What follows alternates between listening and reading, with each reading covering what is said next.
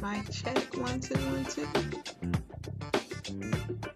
This is Senator Charlene Oliver from Nashville, Tennessee.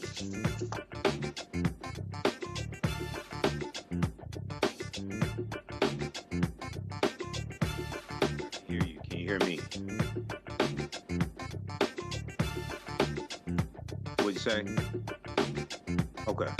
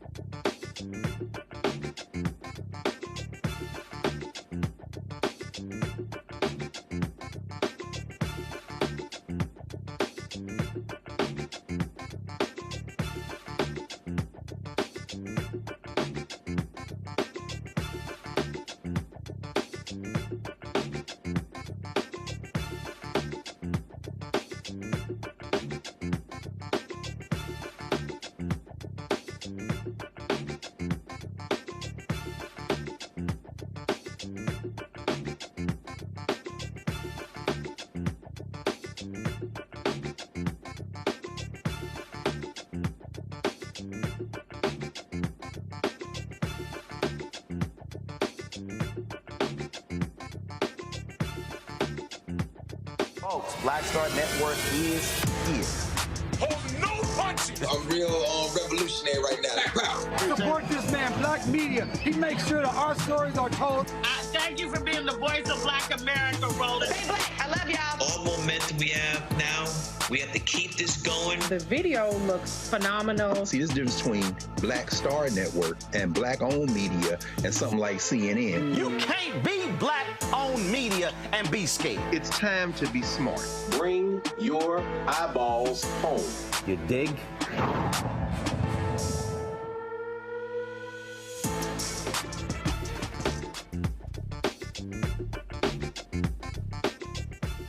Today is Friday, February 9th, 2024, coming up on Roland Martin Unfiltered, streaming live on the Black Star Network. Tennessee lawmakers, they want to dismantle the Board of Trustees at Tennessee State. 2 Democrats oppose the measure out of committee. We'll talk to one of them about why white Republicans are doing all they can to frankly destroy Tennessee State.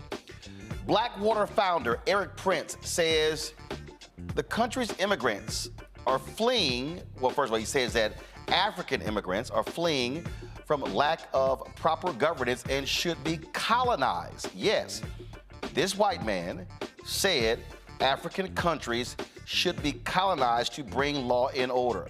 Vice President Kamala Harris issues a stern defense of President Joe Biden and says the Department of Justice's special counsel's report is politically motivated. Weeks after Louisiana lawmakers agreed on a new congressional maps, a federal judge ruled that their state maps are also unconstitutional and must be redrawn.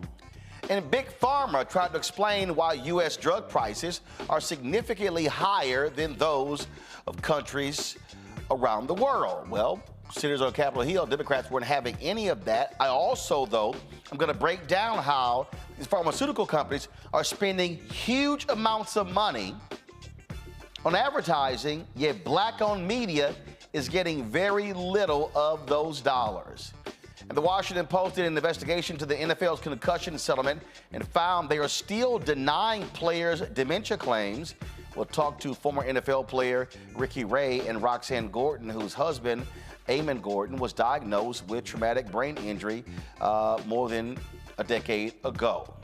It's time to bring the funk on Roland Martin Unfiltered on the Black Star Network. Let's go. He's got it. Whatever the miss, he's on it. Whatever it is, he's got the scoop, the fact, the find. And when it breaks, he's right on time and it's rolling. Best believe he's knowing. Putting it down from sports to news to politics. With entertainment just for kicks, he's rolling. It's on go, roll, y'all. It's Roland Martin, yeah. Rolling with Roland now. He's funky, he's fresh, he's real, the best, you know he's Roland Martin now.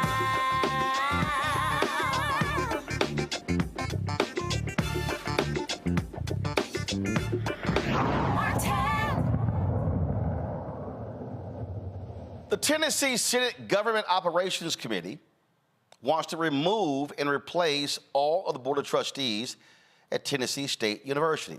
The vote fell along party lines, with all of the Republicans on the committee voting in favor of vacating and reconstituting the board, and the two Democrats were opposing. Now, one of those who voted against the measure joins us now. Tennessee State Senator Charlene Oliver joins us from Nashville. Senator Oliver, glad to have you here. So we talked about this on yesterday, and here's what is strange to me, and I saw a news conference where you and others were talking. So here they are they Control did a report, they ordered an audit. How do you get rid of the people before the audit comes back so you know what the audit says?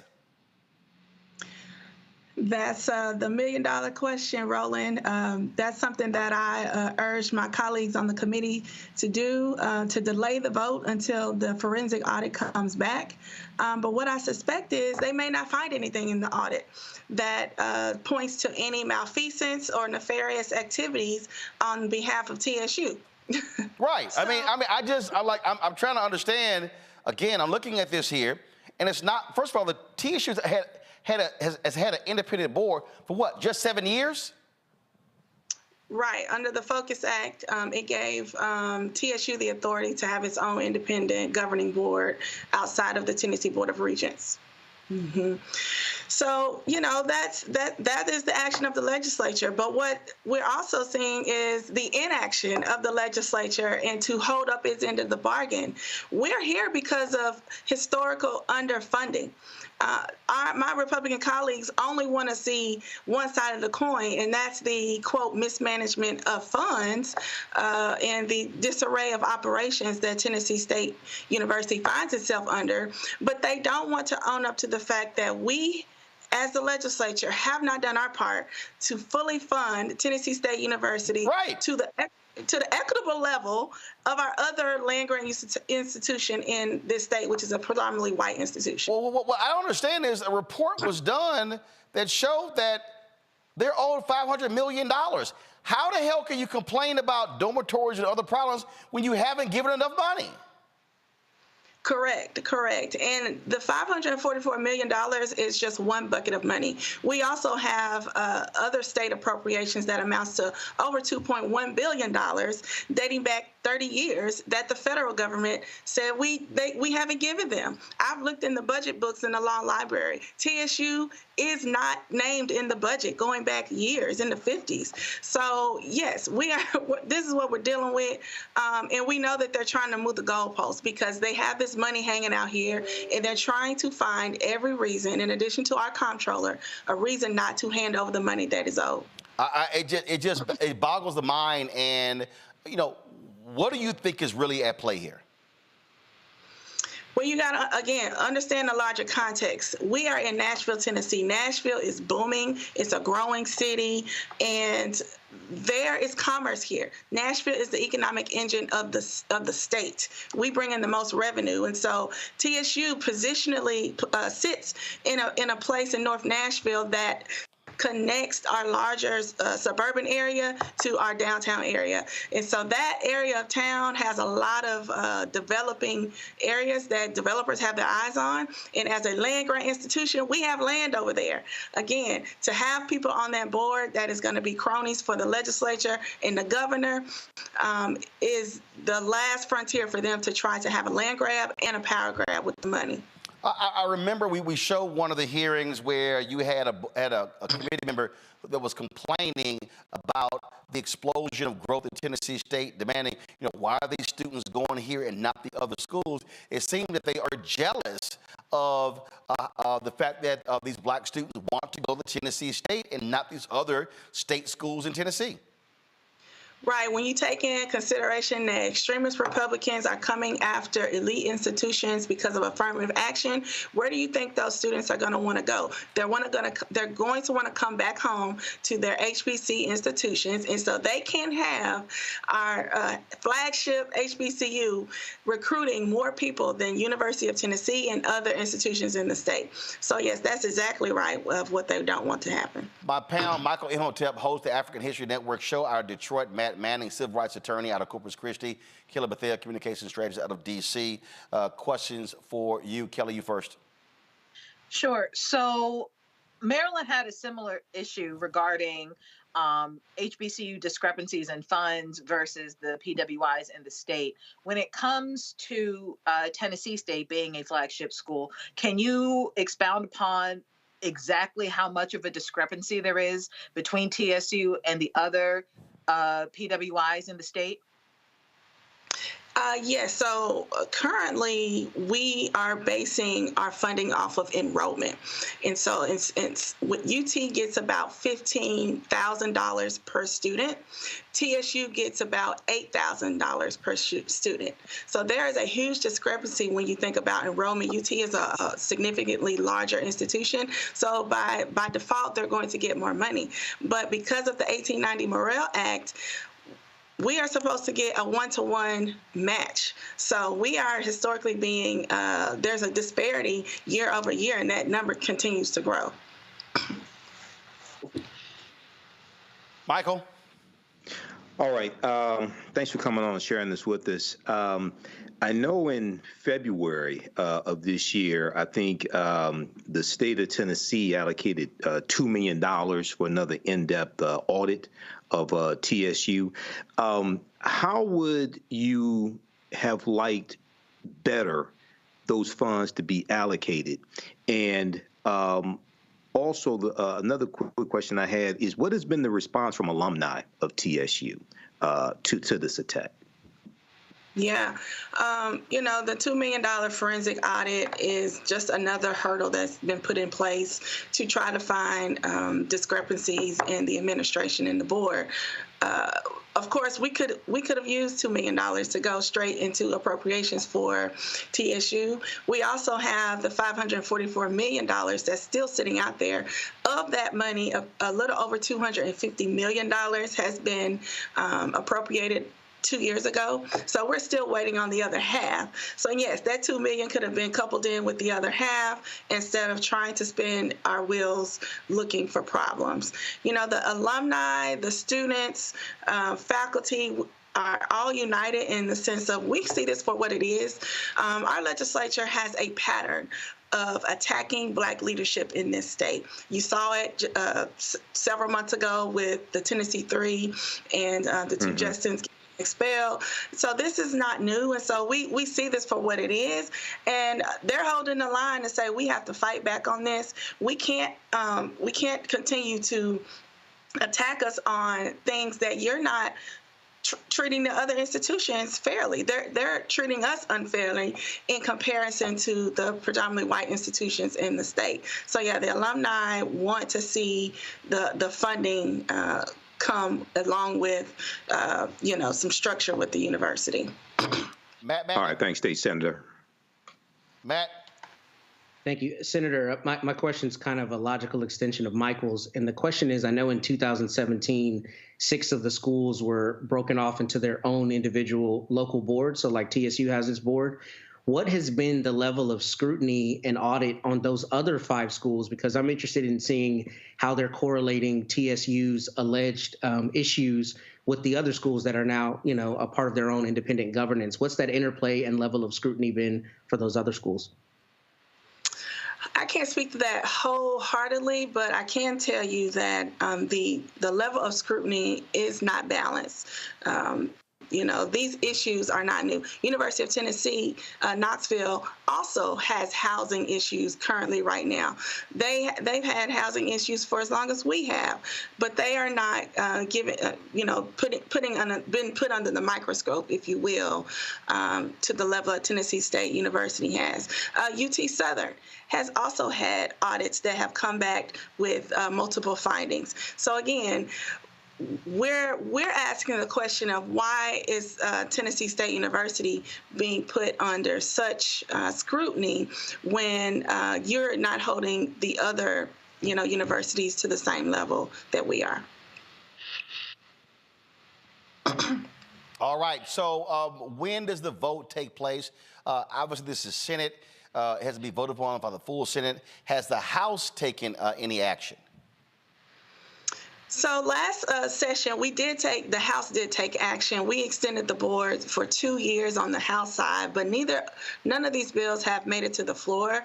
So what I'm trying to do is negotiate with our governor and the senators that are behind this action to at least try to delay the vote, and let's see about coming to a compromise to at least keep the institutional knowledge of the Board of Trustees and keep some board members on currently to stay on through the presidential search. So this is not over. This is what I've been telling the students. We're not out of the woods. There's a lot of negotiating to be had between now and April. Last question for you. Where are the Black civil rights groups? Who was out there standing with you? Is the state NAACP? Is the Urban League? Are you seeing outside groups rally to stand with Tennessee State?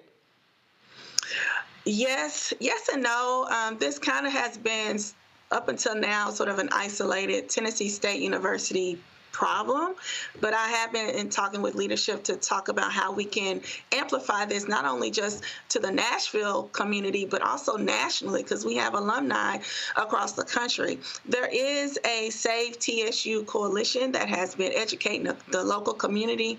We brought Attorney Ben Crump here to talk about the legal ramifications and to get folks riled up. We've held rallies. So there has been some community support. NAACP has hosted events. The Equity Alliance, my organization, has been behind this. So there is community support, but absolutely we need to be getting louder on this. All right, and Senator Oliver, I certainly appreciate it. Thank you so very much. Keep up the fight. Thank you. Folks, got to go to a break. We'll be back on Roland Martin Unfiltered on the Black Star Network. Got a lot more stuff we want to talk about, including this fool Erik Prince. He literally, y'all, is suggesting that it is time to recolonize Africa. Wait until I play for you what he had to say. Be sure to support us in what we do, folks. Join our Bring the Funk fan club. Your dollars make it possible to do all the work that we do. To join the Bring the Funk fan club, send your check and money order to P.O. Box 57196, Washington, D.C. 20037-0196. Cash App, $RM Unfiltered. PayPal, R Martin Unfiltered. Venmo is RM Unfiltered. Zelle, Roland at RolandSMartin.com. Roland at RolandMartinUnfiltered.com. Be sure to download the Black Star Network app, Apple phone, Android phone, Apple TV, Android TV, Roku, Amazon Fire TV, Xbox One, Samsung Smart TV. We'll be right back. Next on the Black Table with me, Greg Carr. There's a lot of talk about the inevitability of another civil war in this country. But on our next show, we'll talk to a noted author and scholar who says we're actually in the middle of one right now. In fact, Steve Phillips says the first one that started back in 1861, well, it never ended. People carrying the Confederate flag, wearing sweatshirts saying MAGA Civil War, January 6, 2021, stormed the U.S. Capitol, hunted down the country's elected officials, built a gallows for the Vice President of the United States, and to block the peaceful transfer of power within this country. On the next Black Tape, here on the Black Star Network. Hatred on the streets, a horrific scene, a white nationalist rally that descended into deadly violence. White people are losing their damn minds.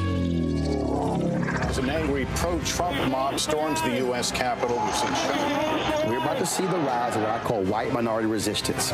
We have seen white folks in this country who simply cannot tolerate black folks voting. I think what we're seeing is the inevitable result of violent denial. This is part of American history. Every time that people of color have made progress, whether real or symbolic, there has been what Carol Anderson at Emory University calls white rage as a backlash. This is the rise of the Proud Boys and the Boogaloo Boys. America, there's going to be more of this. Here's all the Proud Boys, guys. This country is getting increasingly racist in its behaviors and its attitudes because of the fear of white people. The fear that they're taking our jobs, they're taking our resources, they're taking our women. This is white fear.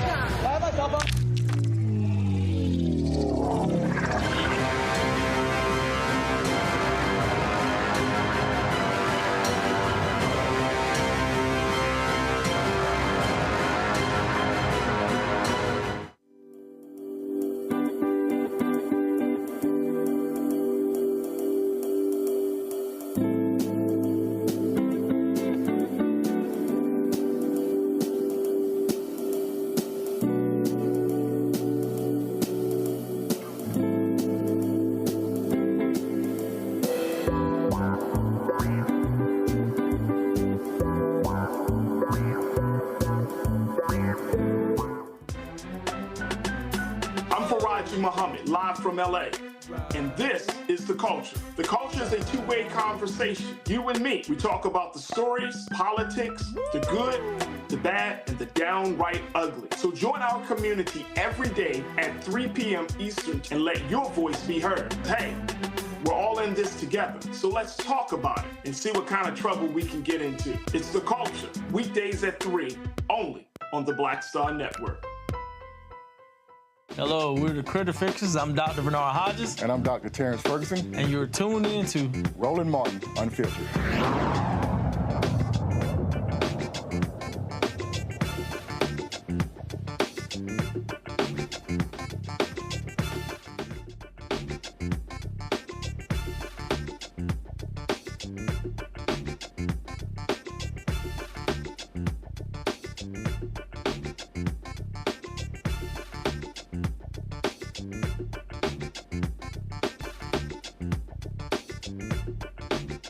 Now, what we know about the history of white folks abusing the continent of Africa. We know about the Berlin Conference, where literally they got together and split up Africa and said, well, who's going to take different parts?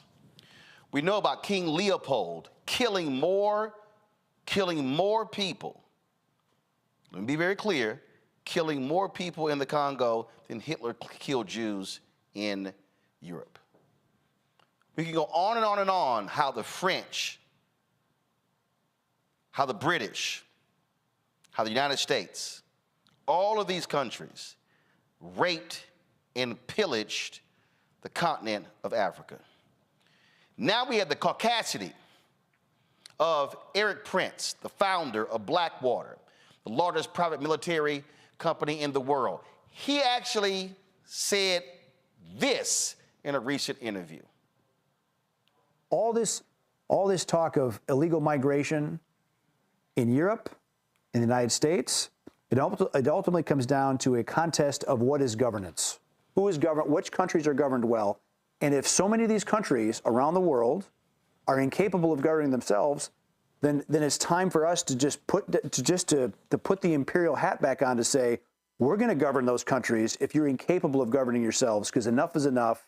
We're done being invaded. Because our own national security risk is at stake. Exactly. National security interests are at stake. You could say that about pretty much all of Africa. They're incapable of governing themselves and benefiting their citizens because the governments there are all about looting and pillaging and lining their pockets and going shopping in Paris instead of actually making their country a better People on the left are going to watch this. They're going to say, wait a minute, Erik Prince is talking about being a colonialist again. Absolutely.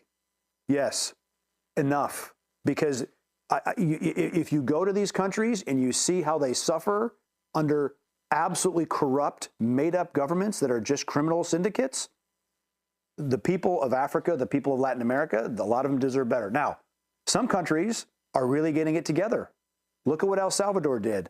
Bukele, murder capital of Latin America, he said, no more. Now El Salvador is safer than Prince William County. And he took just south of Washington, D.C. He put all the MS-13 guys in prison.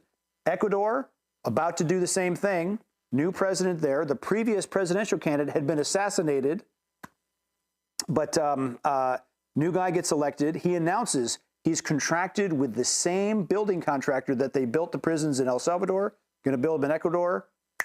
The prisoners there, the cartels revolt and try to take over the capital in Ecuador a couple weeks ago. So it's not all bad. There's some great governance. I like at Argentina. God bless Milei. I mean, yes. So, but the countries that cannot fix themselves, particularly in Africa, the worst, it's time to think about other governance options because they are clearly not capable of self-government. The countries in Africa that cannot fix themselves. See, that's quite interesting that you would hear Erik Prince say those things because, and y'all do know that his sister is Betsy DeVos, who served as the education secretary under Donald Trump. This shows that she's an idiot and her brother's an idiot because they don't know anything about American history. In fact, I'm going to use one particular country y'all heard me just mention, the Congo. There's a book, great conversation. Go to the Black Table discussion with Dr. Greg Carr on the Black Star Network, and he had a phenomenal conversation with Stuart Reed. Stuart Reed is the author of this book. This book is called The Lumumba Plot, The Secret History of the CIA and a Cold War Assassination. Stuart Reed details in this book that Lumumba came to the United States and during one of his visits after he became prime minister. And in a particular meeting, President Dwight Eisenhower gave the order to assassinate Lumumba, to take him out. It is documented by some that this was the first time in American history where a president gave a direct order to take out a foreign leader. I don't believe that's the case, though. So here they are. They get their independence from Belgium. 2 months in, the CIA and others work to kill Lumumba. Here you murder, you align with his opponents, you kill him, the country goes into chaos, leads to Mobutu becoming a dictator. Let me say it again. We helped put a dictator in office, and that country is still trying to gain its footing since it got its independence. What would the Congo look like today had the United States not aligned with others to take out Patrice Lumumba in the Congo? Let's go on to some other countries. Folks in the control room, pull up a book called Overthrow. Folks, the author is Stephen Kinzer. And I'll see if I can pull it up myself. Stephen Kinzer, longtime New York Times writer. He wrote a particular book that all of you need to read, and it's called Overthrow. The book details the 13 examples where the United States directly overthrew other governments. Oh, y'all don't hear me. Y'all don't hear me. 13 different times the United States actually overthrew other governments. Yeah. What I'm saying is absolutely correct. So here we are talking, here's Erik Prince talking about these other countries and how they now have all of these problems, and we must take these countries over in order to get them under control because these people can't govern themselves. Yet we, the United States, played a role in making this happen. This is the book right here, Overthrow: America's Century of Regime Change from Hawaii to Iraq. We can detail what took place in Libya. We can talk about what happened in Guatemala. Are y'all aware, Kinzer writes it in his book, that the Panama Canal originally was not supposed to go through Panama. That was supposed to go through another country. But the United States told that country, oh, in order for you to finance the canal, you have got to use American banks. The country said, no, we're good. We got a better deal with European banks. So the United States, along with the PR company, created this entire story that was a lie, that there was a particular volcano in this country that hadn't erupted in centuries, somehow could erupt, and that will destroy the canal. That's how it was built in a canal. In fact, let me just go ahead and stay on Panama. Noriega was running drugs in Panama. Guess who payroll Noriega was on? The CIA's. Come on. Do y'all even know where the phrase banana republic comes from? The phrase banana republic comes from United States and other countries overthrowing governments because the plantation owners control the land. They control the country. So the phrase a banana republic comes from, again, the overthrow of governments, the overthrow of governments to aid economics. Let's not talk about Chile. Kinzer details that ITT, one of the first global companies, called the CIA and said, hey, we'll pay for y'all to overthrow Chile. They said, hold up now, we ain't really down for that yet. So they told ITT, thanks, but no thanks. They then came back a couple of years later when Allende became the president. Allende said, wait a minute. Why are we sitting here, all these other companies controlling telecommunications, controlling all of our economics? Allende says, we're going to nationalize this. America, oh hell no. Whoa, hold up. You talking about you going to nationalize all this stuff? That means these American companies not going to keep making all this money? No, hell no. Guess what we did? Call ITT. We overthrow Chile, got rid of Allende, put in Pinochet, who killed millions of folks. America did that. I'm sorry. Why were the Iranians so pissed off at us in 1979?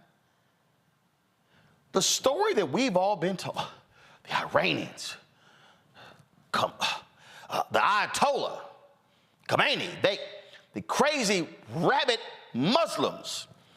They took over the country, want to destroy our freedoms. See, you can't talk about 1979 and the hostage crisis if you skip over 1953, 26 years earlier. And now you might say, well, Roland, well, okay, well, what happened 26 years earlier? Well, there was a democratically elected prime minister. His name was Mossadegh. Mossadegh said, I don't understand. How is all of this oil ours? And we only get like 5 to 7% of the money. Why is British Anglo-Iranian oil, now known as BP, how are they taking all the money? So Mossadegh said, no, we keeping our oil to rebuild our country. The British said, oh, hell no, you not.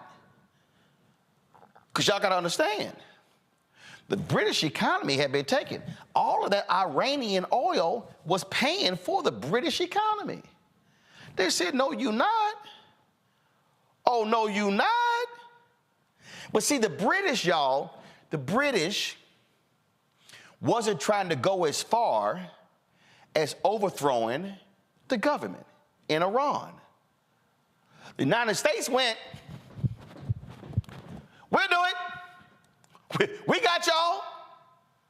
So the United States began to distribute flyers in the country, pushing out misinformation in Iran against Mossadegh.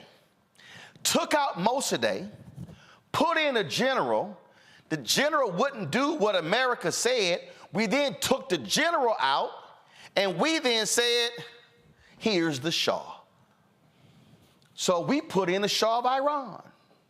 Put the Shah of Iran in, then we, our CIA, trained the Shah's thugs.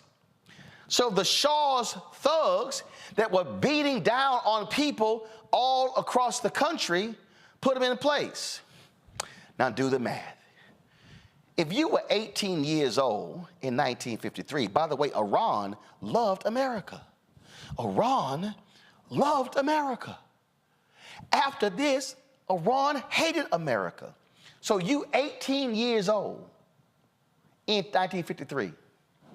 You 10 years old in 1953. Well, 26 years later, you 36, you 44.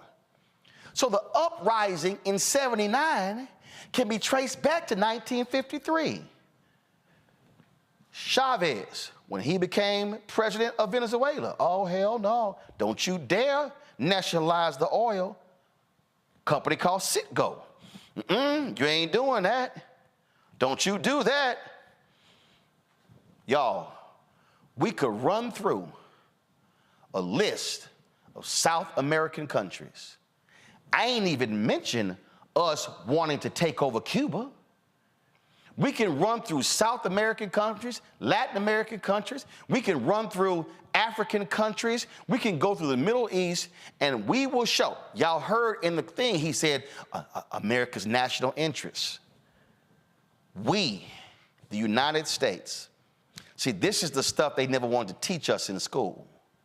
One of the reasons why you have instability all over the country is because you had the United States, John Foster Dulles, Allen Dulles. Yeah, Dulles Airport, named after one of them.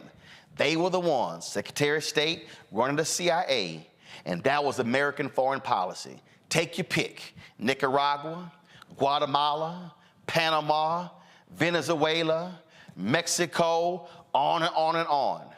So all of the countries that Erik Prince is now saying they can't run their country, it's because we along with the French and the British, destabilized those countries, destabilized the leadership by taking the leadership out, paid for overthrows and coups in those countries, and now we trying to say, I don't know how y'all don't know how to act, I don't know how y'all don't know how to run your own country, when we the ones who actually created the very destabilization that we're talking about today. And last point, we then took the resources, or we put the clamps on the countries by using economics. Any of y'all read that book, The Diary of an Economic Hitman? How we sat here and saddled many of these countries after they got their freedom with enormous amounts of debt, took over their ports, took control of their treasury and their banks, and now saddle them with massive debt they can't never repay. Country gets mad, inflation high, food prices high, gas prices high, wages low, creates dissension in the country, and now the people in the country are constantly fighting because of the economics, and we are the ones who actually made it happen. In this very short time, I've laid out to you what American foreign policy was for most of the 20th century. And here you have this thug, Erik Prince, who wants to blame the very people for their problems when he does not want to hold accountability for the real culprits of the instability, and that has been the West. Michael Imhotep. You're on mute. There you go. There you go. You're on. Go ahead. Okay. Yeah, you laid out an extensive history dealing with the U.S. and other foreign powers being involved in overthrowing governments of African nations, Latin American nations. Guatemala comes to mind, 1954. CIA overthrew the democratically elected president to protect the interests of the United Fruit Company. And they were afraid that the fruit company would lose land. You talked about the Congo, Patrice Lumumba, CIA, 1961. We can look at Libya as well, when you have the U.S., France, and Great Britain, when President Barack Obama was in office. You had Muammar Gaddafi assassinated, and then it caused instability, even though there were problems in Libya, but it got much worse. There were some good things in Libya as well. It got much worse after he was assassinated. You talked about the Berlin Conference, 1884, 1885, and the country that probably got the most from the Berlin Conference was Great Britain. And a lot of this history came out when Queen Elizabeth II died. And it was talked about how much land and how much wealth Great Britain got because of the Berlin Conference. So what we're looking at is a history of colonialism, instability. We could look at the conquering by Spain of various countries, whether it's Cuba, whether it's Puerto Rico, whether it's Argentina, et cetera, and then the continuation of this colonization. So Erik Prince is operating in the tradition of a long line of colonizers, going back to Christopher Columbus, okay, who colonized Hispaniola, where Haiti is, who colonized Puerto Rico and Honduras and Panama, Jamaica. A lot of these places where we like to go on vacations were conquered by Spain, and African slaves were taken in, and plantations are set up, and European nations are enriched off the back of African people and Latinos, et cetera. So, you know, there should be more done to expose what he's talking about. And I guarantee you, if Trump gets in office, we want to make sure this doesn't happen if Biden's reelected, number one. But two, if Trump gets in office, I guarantee you Trump is going to try to execute what Erik Prince is talking about.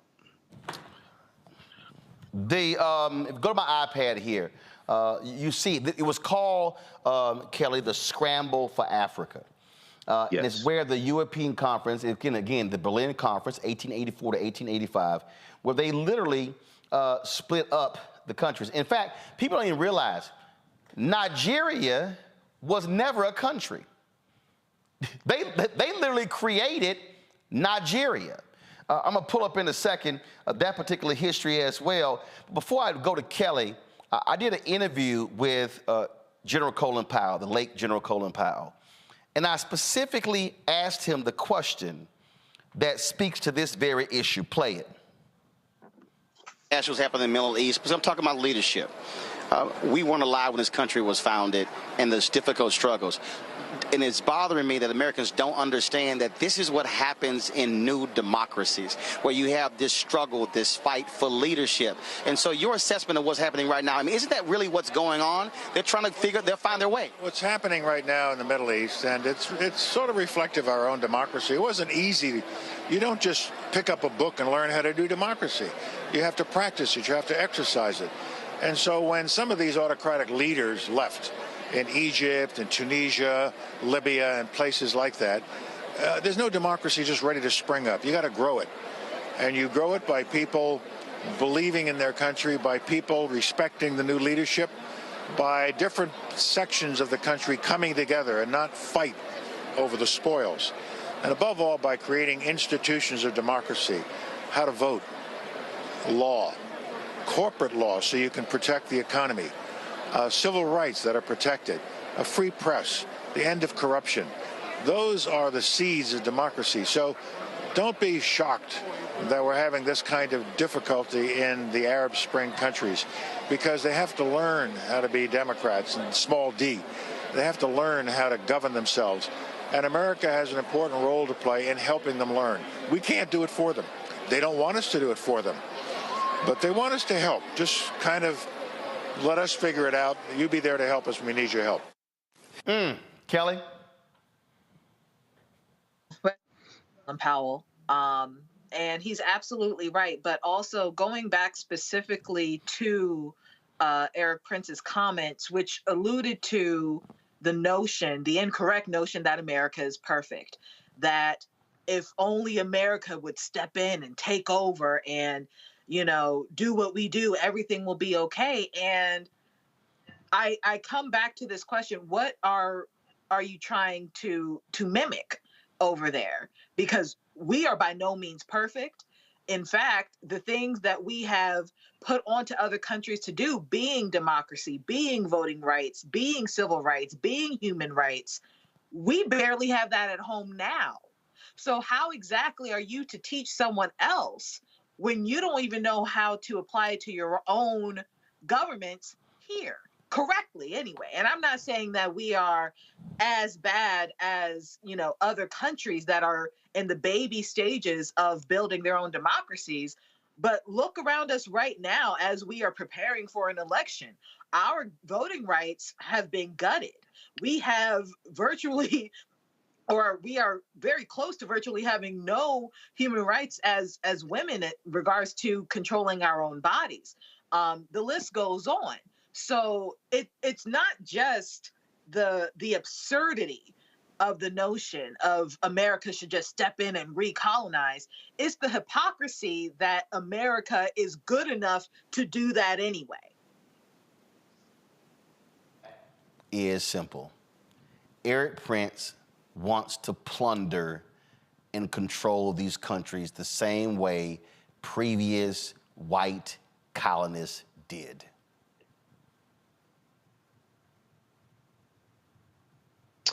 I don't know if that was for me. That's for you. That's for you. That's for you. Okay, thank you. I didn't hear it, but yeah. I said, Matt, go ahead. I first have to laud you, Roland, because I think that was a masterclass in history that's necessary for the context.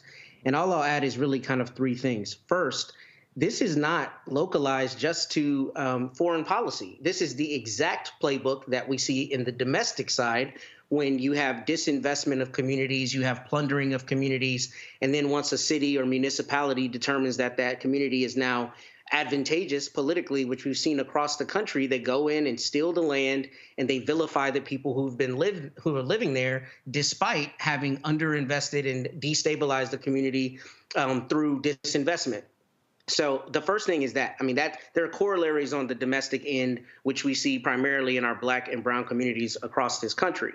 But the second thing is, there's a lot of subterfuge here, because not only is it paternalistic, right, and acting like these countries, one, don't have the sovereignty and the autonomy to govern themselves, but the reality is there's a race. It's a land grab. We know that the Chinese are paying or buying 1/5 of sub-Saharan African exports and are investing in Africa incredibly as they are in Latin America. And I think the reality of it is some of it is a subterfuge to do exactly what you said, the perfect word, plunder, to go in and to try to find a way to get the reins over these governments and then take those natural resources the way it's been done since time immemorial. And the third point I wanted to mention is I actually happen to be reading right now The Colonizer and the Colonized by Albert Memmi.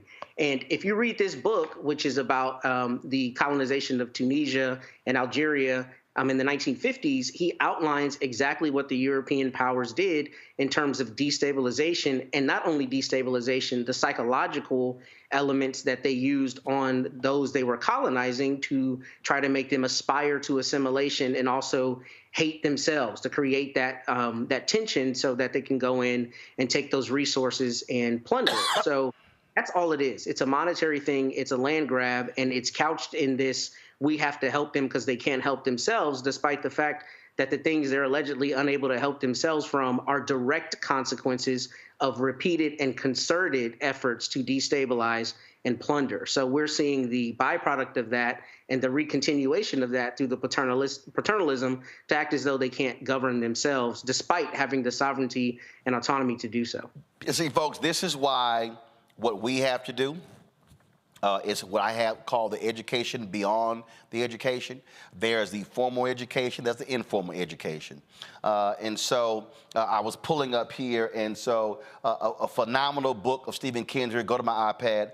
I read this book here. It's called All the Shah's Men, An American Coup and the Roots of Middle East Terror. An unbelievable book for you to begin to understand what happened in Iran and why these countries in the Middle East feel the way they do about the United States today. This other book, boom, Bitter Fruit, The Untold Story of the American Coup in Guatemala. Same thing. You see right here, it says right here, though the events in Bitter Fruit happened almost 28 years ago, there's an intriguing similarity to some of the phrase-making of the State Department in Central America today. It is a tale of dirty tricks, the manipulation of public opinion, the smearing of the precious few journalists who managed to dissense what was really going on, and a foreign policy that borrowed more from Doonesbury than diplomacy. It is a fast-paced and well-documented history, a thoughtful and compelling book. I just want y'all to understand that these things are real. We can't act like these things, simply did not happen. I told you about the Dulles brothers. They controlled American foreign policy. They were the ones who led the Bay of Pigs, and it was Kennedy who fired them. This book here is also a stunning one. The brothers, John Foster Dulles, Allen Dulles, and their secret world war. It details, again, John Foster Dulles was Secretary of State. His brother was Director of the Central Intelligence, where they literally were sitting here plotting and overthrowing numerous countries. All I'm trying to say, folks, is that when you listen to people like Erik Prince, he wants to be them. They want to dominate these countries. They want to control their resources. They want to control their money. That's what's going on here. And we better understand and not just go, oh, that guy's talking crazy. No, it's not. Not when he has military contracts. I'm telling y'all, if you read this book and if you read Overthrow, go back to my back to my iPad. Overthrow just blew me away. I'm telling y'all, you read this, you will begin to understand what happens today. The problem that we have in this country is that when we talk about today, we're not factoring in the last 50, 60, 70 years and more. We're not. So we're just like, oh, what's going on today? Nope. There are reasons why many of these countries have instability and have unstable leadership. And And it's because in many of these cases, the United States of America played a role in destabilizing these countries. You're watching Roland Martin Unfiltered on the Black Star Network.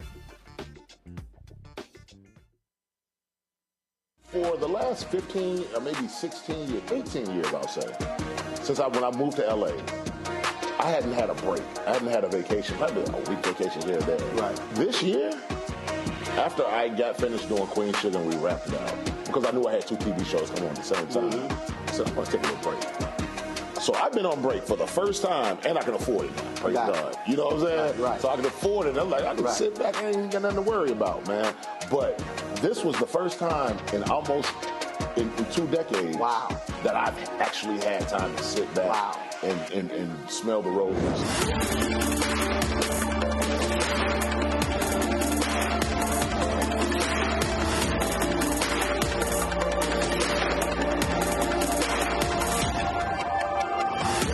When you talk about blackness and what happens in black culture, we're about covering these things that matter to us, speaking to our issues and concerns. This is a genuine people-powered movement. There's a lot of stuff that we're not getting. You get it, and you spread the word. We wish to plead our own cause.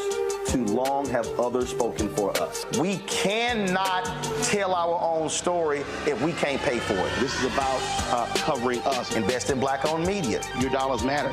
We don't have to keep asking them to cover our stuff. So please support us in what we do, folks.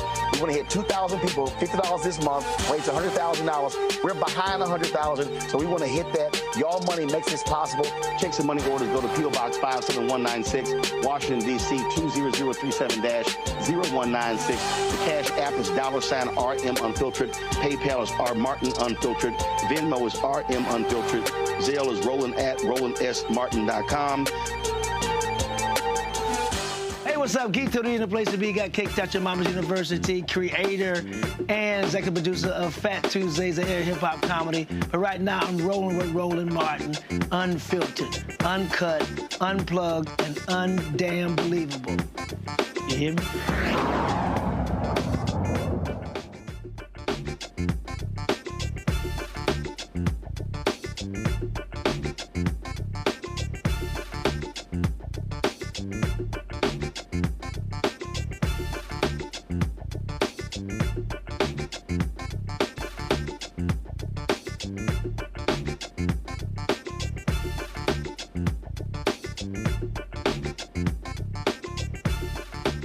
Vice President Kamala Harris had some tough words for the Department of Justice Special Counsel's report on President Joe Biden's handling of classified documents. During today's community violence intervention, leaders, when they gathered at the White House, Kamala Harris did not hold back.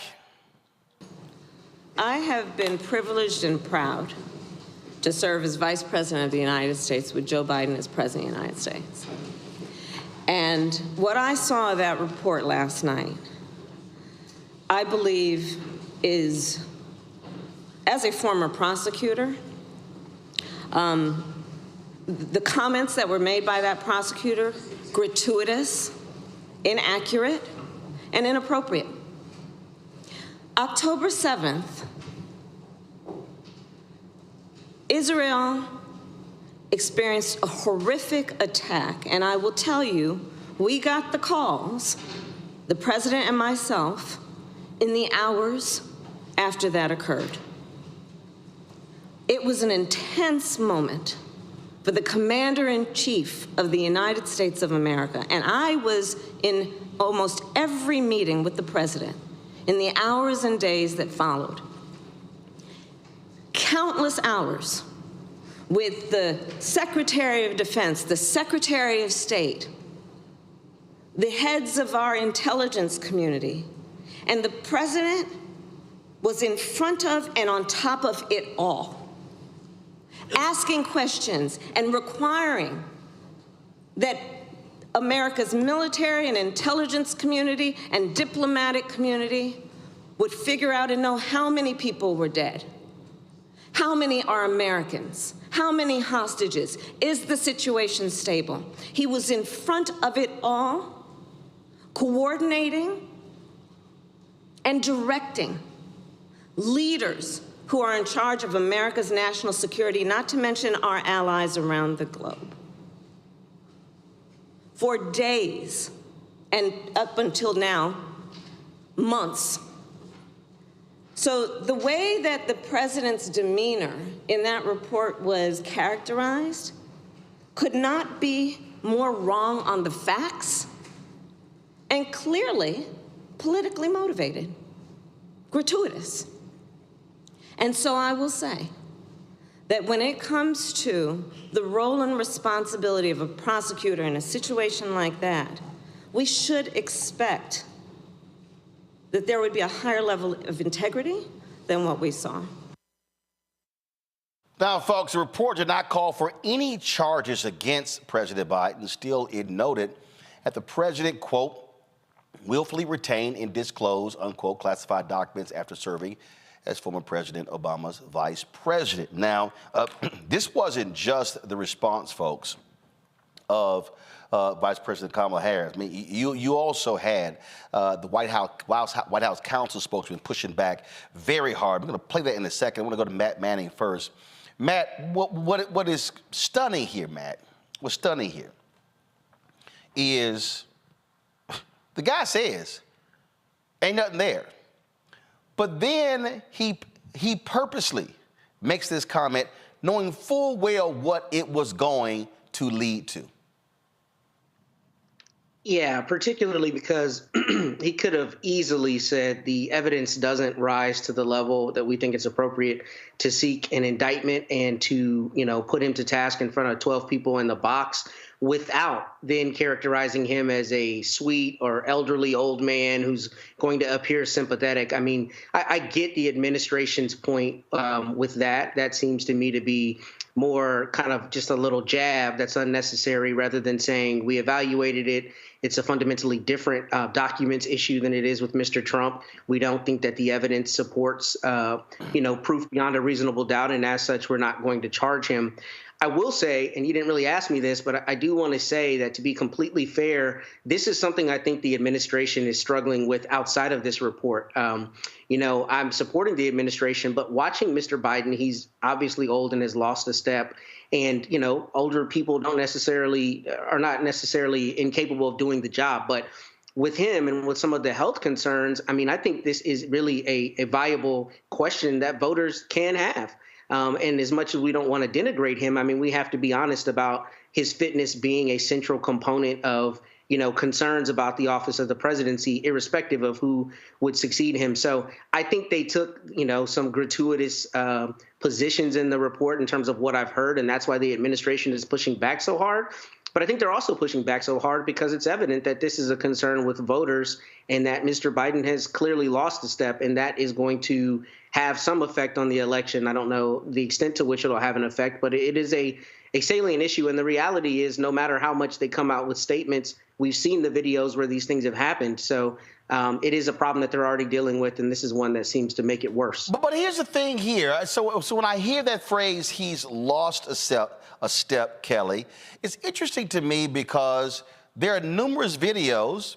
Just Sunday, Speaker Mike Johnson, much younger dude, was on Meet the Press, and he got different world leaders' name mixed up. Donald Trump has gotten folks' name mixed up. If I'm evaluating President Joe Biden, I'm evaluating on what he's done. Now, I get it. Folks want to say, I'm watching him and I think he's moving too slow. I think he talks too slow. I am grading him. What have you done? And I will say this right now, and I fundamentally believe it. If you actually compare side by side the accomplishments of President Obama in his first 3 years and President Biden in his first 3 years, Biden beats him. So my deal is, do I want a young, virile person who hasn't accomplished a lot, or do I want somebody who got stuff done? To me, that's the argument the White House should be actually making. Yeah. Yes, but I don't think we need to harp on this fact because at the end of the day, the fact of the matter is whether, you want this to be the reality or not, this election is going to come down to two old white men. I do not think Nikki Haley's going to make it. It's going to be down between Biden and Trump, right? And if you are not going to make the argument of ageism and mental capacity and what is liveliness, so to speak, if you're not going to have that same standard for Trump, who, by the way, got COVID while he was in office, has a plethora of clips of not only him forgetting things, him standing 10 toes down on him not forgetting things that he obviously did. His cadence on speaking has psychologists befuddled as to why he has not been tested for other psychological issues. There are plenty of things that we can talk about Donald Trump regarding his mental capacity, regarding his physical prowess, regarding his capacity to be president of the United States, strictly from a physical perspective. If we're not going to do that for him, and if we are going to only do this for Biden just because he's currently in office, or frankly, just because you really don't have much else on him outside of this, then we need to have a conversation regarding the hypocrisy on both sides of this issue, both Democrats and Republicans, regarding this issue of who is capable of being in office. Michael, Ian Sams, the spokesman for the White House Counsel's office, came out and forcefully defended the president today. This is what he said. This happened because he was so distracted by what was happening overseas, or do you dispute that he had any memory issues during those hours of interviews? I dispute that the characterizations about his memory that were in the report are accurate, because they're not. And I think the president spoke very clearly about how his mind was on other things. I mean, he was dealing with a huge international crisis of great global consequence. And, he was trying his best to answer questions in this interview because he wanted to be fully cooperative. So there were no memory lapses during... I think there's something important that people should remember about the way that sort of interviews like this happen. God forbid, one of you guys ever have to get interviewed by a prosecutor, and, I hope you don't. Witnesses are told, as I mentioned by special counsel, to do the best they can to recall or remember things. And they're not supposed to speculate. They want facts. They want facts and evidence. And so, I think probably in almost every prosecutorial interview you can imagine that people have said that they don't recall things, because that's what they're instructed to do. So I think that's just important context to keep in mind. Does that mean that possible memory lapses happen? Again, I'm seeing all these people go back and forth, whatever. That's great. I'm seeing all the networks, blathering idiots on this. Here is what, again, if I'm the White House, I'm making it clear. What did we get done? Did we deliver for the American people? That's the only measurement. If I'm them, that's what I'm focused on. Yeah, Biden mentioned that quickly last night in his primetime press conference. I think he should have mentioned some more actual bills that were accomplished. $1.9 trillion America Rescue Plan, saved the economy, opened the economy back up after COVID, got people back in schools, got shots in arms, got stimulus checks out, $1.2 trillion infrastructure bill, first infrastructure bill, significant infrastructure bill in 30 years, January 2023, over 30,000 construction projects started across the country. We're removing lead pipes. We are laying high-speed internet even in rural areas. So they need to talk about what's been accomplished and compare that to Republicans and Donald Trump. Compare that to Republicans in the House who can't pass a budget, who only passed 27 bills in 2023, this 118th Congress. But this from Robert Hur, who was appointed by President Donald Trump in 2017.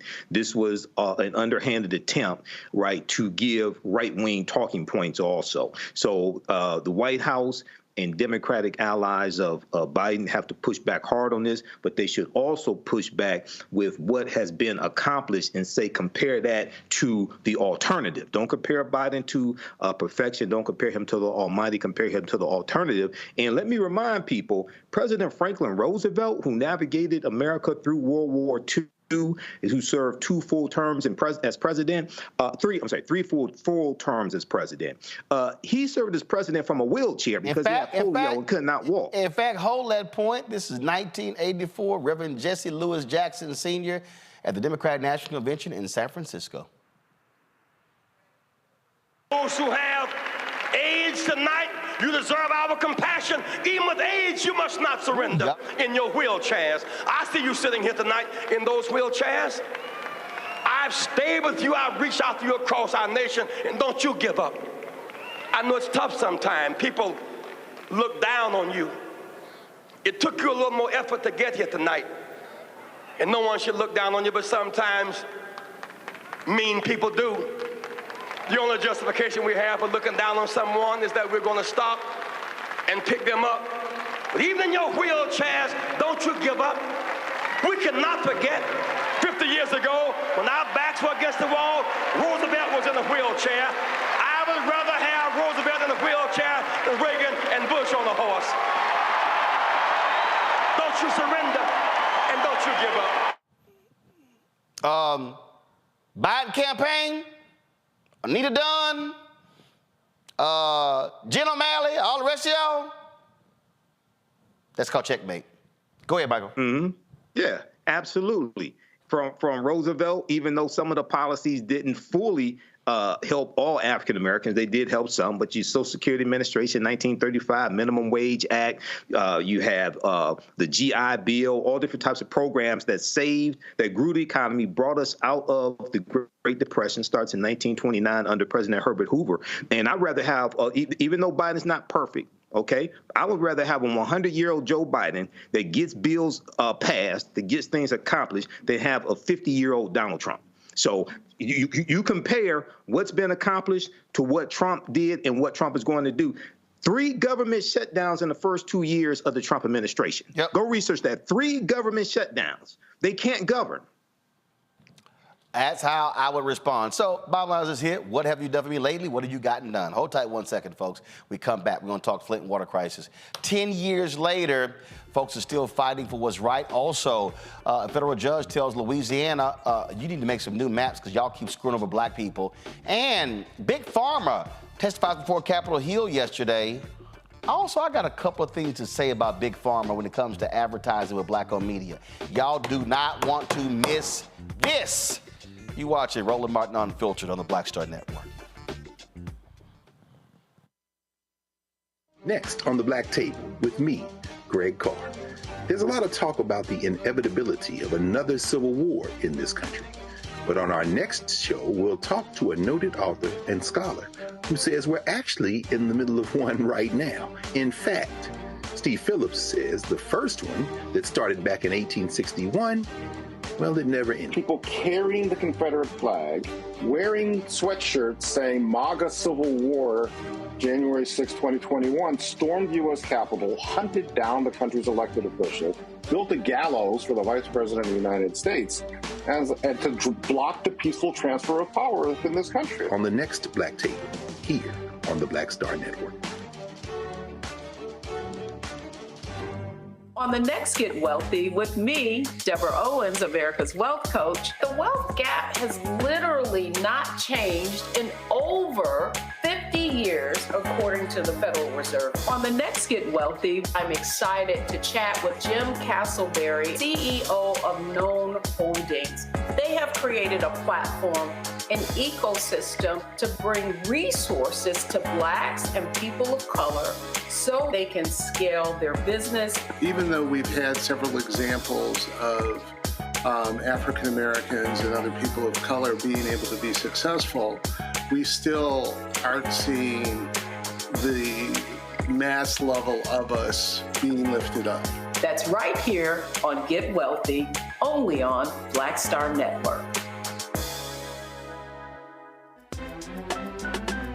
I'm Faraji Muhammad, live from LA.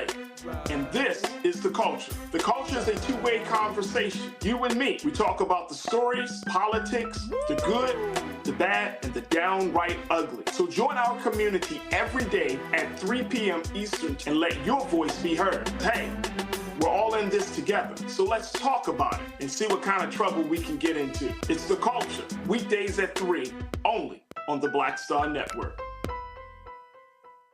Carl Payne pretending to be Roland Martin. Holla! You ain't got to wear black and gold every damn place, okay? Ooh, I'm an alpha, yay. All right, you're 58 years old. It's over. And you are now watching Roland Martin Unfiltered. Uncut, unplugged, and undamn believable.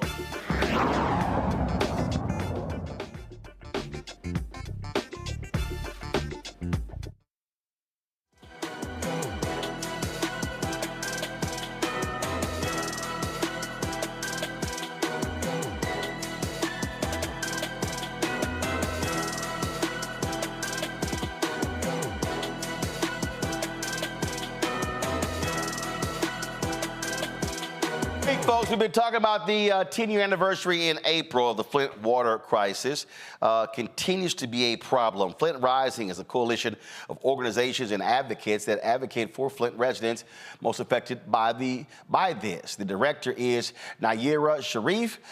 Joins us right now. Nayyirah, glad to have you here. So give us a sense, again, we're 10 years later in April. There have been lawsuits, there have been battles, and we still are hearing that folks are having problems. You hear they say they're going to replace pipes. Others say it hasn't actually happened. Is there a number of how many people are still impacted by bad pipes in Flint? Yeah, well, with the lead service line replacement, there are about 1,200 homes that still need their pipes replaced. But I want to say, like, in the ways that matter, nothing much has changed for Flint residents. And so when you say nothing about this change, explain that. Well, personally, like, I do not drink the water unfiltered. Like, I either go to the grocery store and purchase water in gallon bottles, or I run several type of filtrations to drink the water for my daily needs. So, and you said, so even if you don't even drink it using a filter? Several filters. Several filters, because like my house still has lead above the action level. So I got my water tested last year and my water is above the action level. And so on that particular point there, and again, it seems as if political leaders are kind of like, okay, that thing is done and over, we can just move on. So how are y'all still keeping this issue alive and making sure that things are being done and residents are being taken care of? Well, as an organization, we've been focusing on a lot of the root causes of the water crisis. And so some people may not know that there were really like 3 crises happening at the same time. There was a lack of democracy because we were under state receivership. There was a water affordability crisis, and then there was also the water quality crisis. And so, like, as an organization, we've been working to pass in Michigan, like an improved lead and copper rule that lowered the action level. And we also recently were involved in the EPA's lead and copper rule improvements. And at the state level, like, there is a water affordability package, so people can pay a water bill that will not cause them to enter into water shutoffs. Questions from my panel. Matt, you're first. So my question is about the state of the criminal prosecutions. I know there were some issues with the one-person grand jury issuing those indictments, but where are some of those criminal prosecutions, and what are your thoughts on how those may affect, implementation of new water systems or new filtration systems in Flint, if they're connected in your mind? Well, unfortunately, with the criminal prosecutions, those are gone. And with the one-person grand jury, like, personally, I was offended because there are several thousand Black and brown people in the county jail right now, and that was how they were indicted, was through a one-person grand jury. So the Michigan Supreme Court made it crystal clear, if you're a rich white man with money, that you have a different version of the criminal justice system other than, like, Black and brown people. Kelly. Sure. So on your website, flintrising.com, you have three main demands from your to your government regarding this issue. One being replace all the damaged lines. 2, 100% water bill reimbursement. And 3, health and education services for all children. What, if anything, has been done towards fulfilling these 3 demands?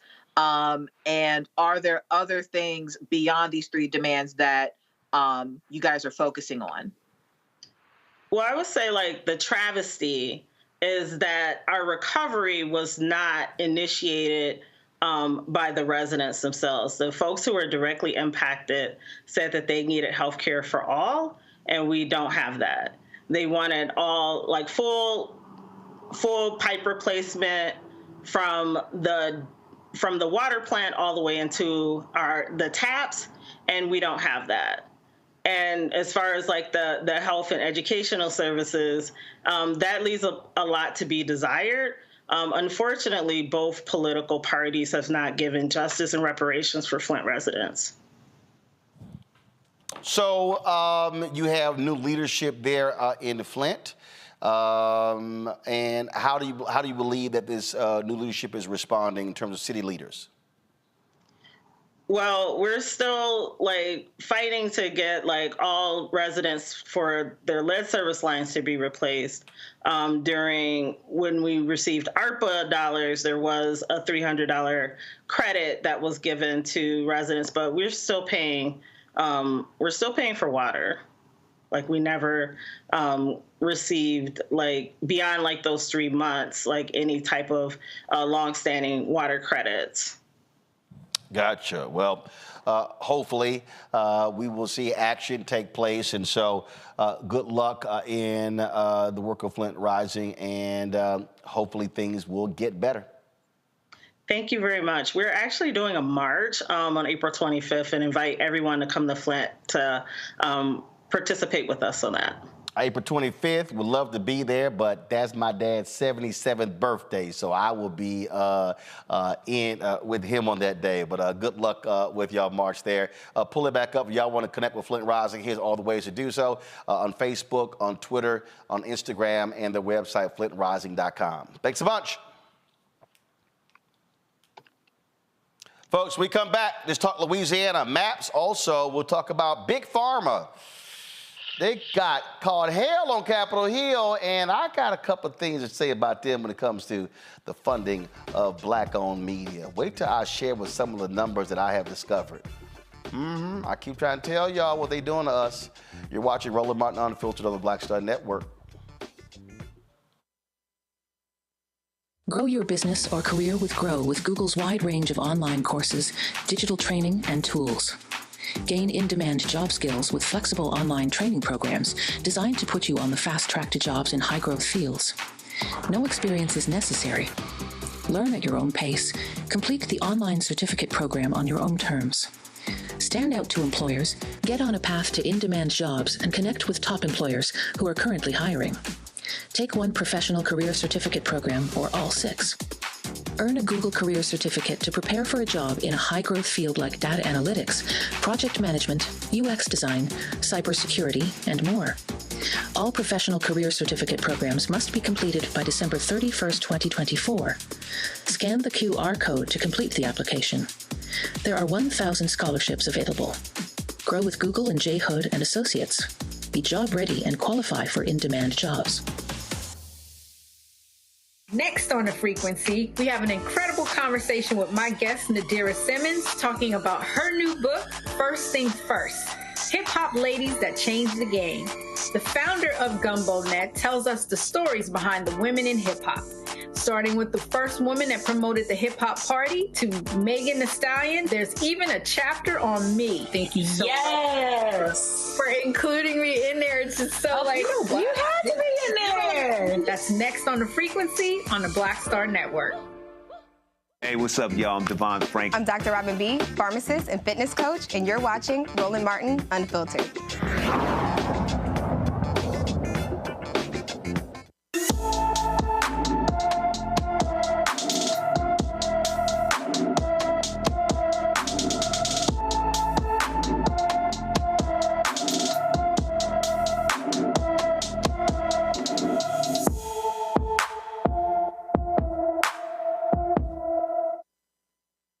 Surveillance Bonner has been missing from Omaha, Nebraska since January 17th. The 15-year-old is 5 feet 8 inches tall, weighs 150 pounds, with black hair and brown eyes.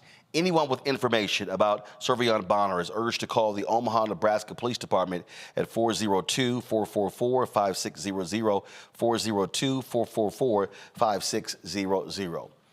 A federal judge is ordering Louisiana to redraw its state legislative maps. Thursday, U.S. District Judge Shelley Dick ruled Louisiana's state maps violated Section 2 of the Voting Rights Act. Dick found the state's 2022 map unlawfully cracks and packs black voters to dilute the strength of their vote.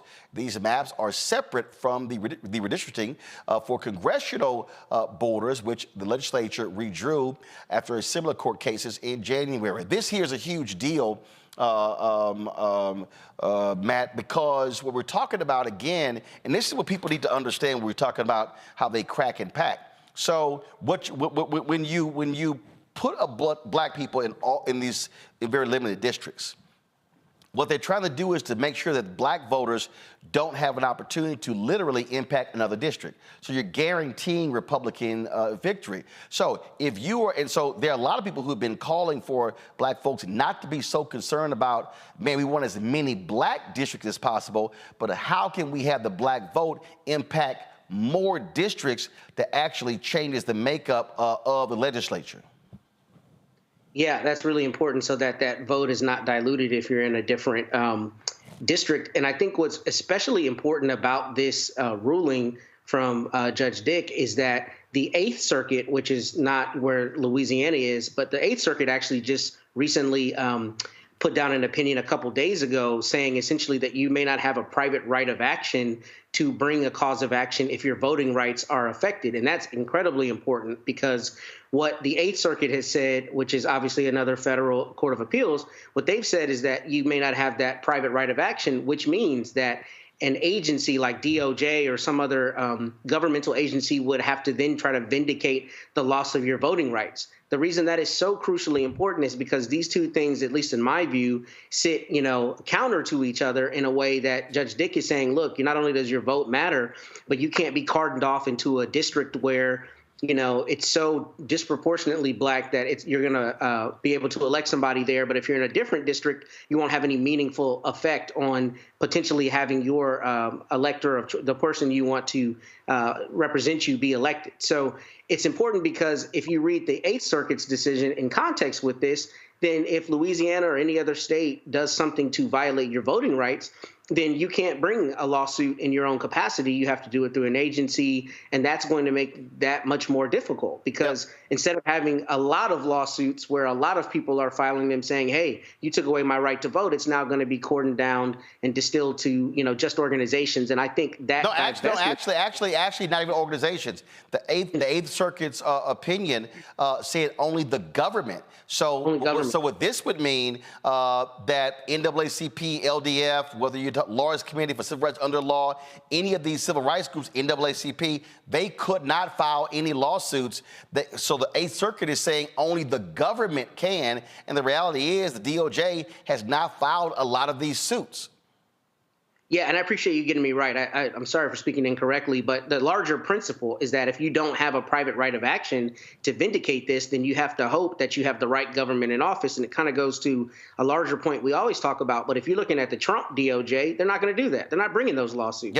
Biden's DOJ might, but that creates a big issue. So I'm glad that, after this bench trial, Judge Dick saw that this was, Louisiana continuing to do this cracking and packing, especially as the population continues to grow, because as that population grows, people are cordoned off in a certain district that dilutes your right to vote. So this is really important, particularly in the state of Louisiana, considering the demographics there. What we're also looking at here, Michael, is this. So Louisiana is under the 5th Circuit, extremely, extremely conservatives. They control, I think, 22 or 23 out of the 25 federal judges. And so, and look, they tried all they could to help Republicans. But what we're dealing with here again is even this Supreme Court shockingly, accepting of the impact of the Voting Rights Act, but conservatives still are trying to attack that. And so this is going to be a legal battle back and forth. Not sure even with this ruling. Remember, a federal judge ruled in 2022 that Louisiana maps were unconstitutional. That was early 2022. They claimed there was not enough time in the year, even though it was, to change them for November. So the Supreme Court froze them in place. And it wasn't until a couple of weeks ago that they actually changed it. And so even with this particular ruling here, they may not be able to get new maps because they're going to take this thing all the way to the Supreme Court, guaranteed. So we may not see new maps in Louisiana until 2026. That's what I was wondering, because this is an election year, and the Secretary of State has to get the ballots out as well to constituents. Certain names have to be on the names of the candidates have to be on the ballot, one, but also mail-in ballots, early ballots, things like that. They have to be mailed out. So that's why I was wondering, is there going to be enough time to get to redraw the districts, redraw the legislative maps in time for the November 2024 election? So, yes, I know Republicans are going to appeal this, take this to the 6-3 conservative Supreme Court. And, with Louisiana having about 1/3 of the voting population African-American, this is why our voting power is feared so much. They fear us being able to put people in office that will legislate and put laws into place that are beneficial, especially to African Americans. So the fight continues with this. Kelly. No, I echo the sentiments of Michael and everyone else. I think that this is an issue that is bigger than just Louisiana. I'm sure there are several jurisdictions where they are basically packing Black people into one district to dilute the vote. Whether the districts will be redrawn in time for this election, I sincerely doubt. But the fact that they are ordered to be redrawn is promising to me, in that hopefully some type of reprieve will be made in this matter. Look, certainly hope so. All right, y'all. Yesterday, Big Dem Capitol Hill, Big Pharma testified for the United States Senate. And, man, folks like Senator Bernie Sanders gave them a grilling over the high drug prices they charge in the U.S. compared to other countries. Carolyn from Florida says that she cannot afford Eliquis, and so she will, quote, stop taking it, though I need it to prevent the risk of having a stroke, end quote. Mr. Burnham, again, yes or no, please. The list price of Eliquis is $7,100 a year in the United States. Dr. Melissa Barber, an expert at Yale University, has estimated that it costs just $18 to manufacture a year's supply of Eliquis. $7,100, what we pay $1,800 to manufacture. Is it true that the same exact drug, Eliquis, can be purchased in Canada for $900 a year? Senator, that's roughly correct. Let me ask you this. Even at 13% of the cost in the United States, does Bristol Myers make a profit selling Eliquis for $900 a year in Canada? Senator, we do make a profit. All right, so you're selling the product for 13% of what in Canada, of what we pay in the United States, and obviously you sell it there because you make money. So, Mr. Berner, will you commit today that Bristol Myers Squibb will reduce the list price of Eliquis in the United States to the price that you charge in Canada, where you make a profit? Senator, we can't make that commitment. The CEOs of Johnson & Johnson, Merck, and Bristol Myers Squibb were questioned in the Senate Health, Education, Labor, and Pensions Committee by lawmakers looking for a way to drop high health care costs for Americans. Senator Bernie Sanders, again, challenged him on that. But it wasn't just Sanders. It was others as well who were challenging these CEOs. And we know, of course, that the Biden administration also did their part when it came to cutting the price of insulin. We now see it under Medicare, it's now $35 for those seniors. And so what you're seeing is these folks being challenged, because what people don't realize is it's a game. I love that scene from the movie High Flying Bird, where Bill Duke says, they were talking about the NBA, but he says they invented a game on top of a game. And what these companies are doing is, these insurance companies in America, they're paying these high prices. We're paying high premiums. And so what they're doing is they're sitting here charging these people, other countries, a hell of a lot less, because they know full well they're going to pay all this money here in the United States. But you know what's interesting? I was talking about, so two of those CEOs there, of course, with these companies. And we have our segment called Where's Our Money? And so we're going to segue into that, because I'm about to break something down to y'all. It's going to trip y'all out, because a lot of these drugs are targeting us. So roll it.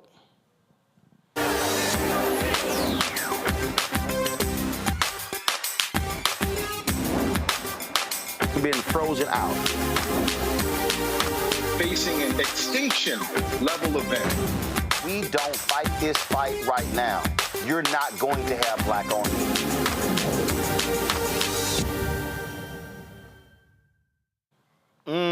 So, folks, when we're talking about the money, we're talking about how much they spend. Now, y'all have heard me talk about on this show the lack of money being spent with black-owned media. Well, check this out. Pull up the graphic of 4 of these drug companies. These right here are 4 of the biggest drug companies when it comes to spending on marketing and advertising every year. Bristol Myers Squibb, AbbVie, AstraZeneca, and Merck. Okay? Now, I'm going to give y'all some numbers that are going to trip y'all out. AbbVie is a huge, huge spender. 2023, AbbVie dropped, y'all, $1.5 billion on advertising in this country. Guys, wrong graph, 1.5 billion, okay? 1.5 billion they spent. Black was 25 million. 25 million. Hispanic was 1.5 million. AstraZeneca, they spent $250 million on advertising. 1.7 million went to black media, black media. And then first of all, we don't know if that's black-owned media or black-targeted media. Just 1.7 million. $150,000 went to Latinos media. Bristol Squibb Myers, $400 million. 2.5 million black media, 2.5 million Hispanic media. Merck, $200 million. 5 million to black media, $250,000 to Hispanic. Now, here's the deal. Merck, y'all, had a black CEO, Ken Frazier. Go to my iPad. They wasn't spending money with black-owned media when he was a CEO for 10 years. 10 years. Not spending money with black-owned media. So then, let's look at Pfizer. Pfizer is spending around, almost $2 billion. They're spending money with different companies. Little of that is going to black-owned media. When you're watching all of these, especially network news shows, you're seeing all these pharmaceutical commercials. They're sitting here driving it to black folks. To black folks. You got drug companies right now running I saw a company running diabetes commercials on Fox News featuring black folks, and I'm like, y'all ain't talking to black-owned media? This is what is actually happening. Billions of dollars are being spent on advertising and marketing, and very, very little goes to black-owned media, even though we know black people. When you look at HIV, when you look at cancer, when you look at diabetes, we can talk about the number of issues. A lot of us are on these drugs. So what they want black folks Oh, yeah, absolutely. Keep buying, keep spending your money. Yeah, but we're not going to sit here and actually talk to anybody in black-owned media. So here you have the senators challenging them on the drug prices, and these companies are earning billions of dollars. And what is coming back to black-owned media? Crumbs. And they want us to think that a crumb is a meal. Now, I told y'all I was going to start calling people out. I need y'all to put the graphic up of those companies again. Show it again. And here are here are 4 of the largest, and we don't have Pfizer on here, but I'm challenging Pfizer as well. Bristol Myers Squibb, AbbVie, AstraZeneca, and Merck. It is an abomination what they are spending in terms of advertising, and little of that goes to black-owned media. So I hope y'all now understand when I'm laying these things out, because a lot of y'all are trying to understand why black-owned media can't do, why we don't have more anchors and more reporters and we don't have more producers, because you cannot afford to pay them if you're being frozen out of the economic pie. 0.5 to 1% of all advertising money spent in the country, that's $340 billion, is spent with black-owned media. So you want to know why CNN and the New York Times and Fox News and MSNBC and the Washington Post and all of these companies, how these folks are able to have large newsrooms and employing all these reporters? Easy. Because they're getting the dollars. So we're going to keep naming companies. And we're going to keep naming ad agencies. And we're going to keep calling folks out. If people are not doing business with black-owned media, we are going to publicly challenge them, because we should be participating in this economy just like white media. And this goes beyond just black-owned media. This also speaks to black law firms, black accounting firms, black transportation companies, black catering companies, black PR companies, black event managers, black audiovisual companies, and on and on and on. We are unable to build and create wealth because we are being frozen out of all of these industries, even when they have black CEOs, and even when they have black CMOs, chief marketing officers, and even when they have some black board members. Now, there are some black board members out there who are advocating and doing right for us. There are some black CMOs who are doing that. But what is needed is for folks to understand that we are all in this thing together.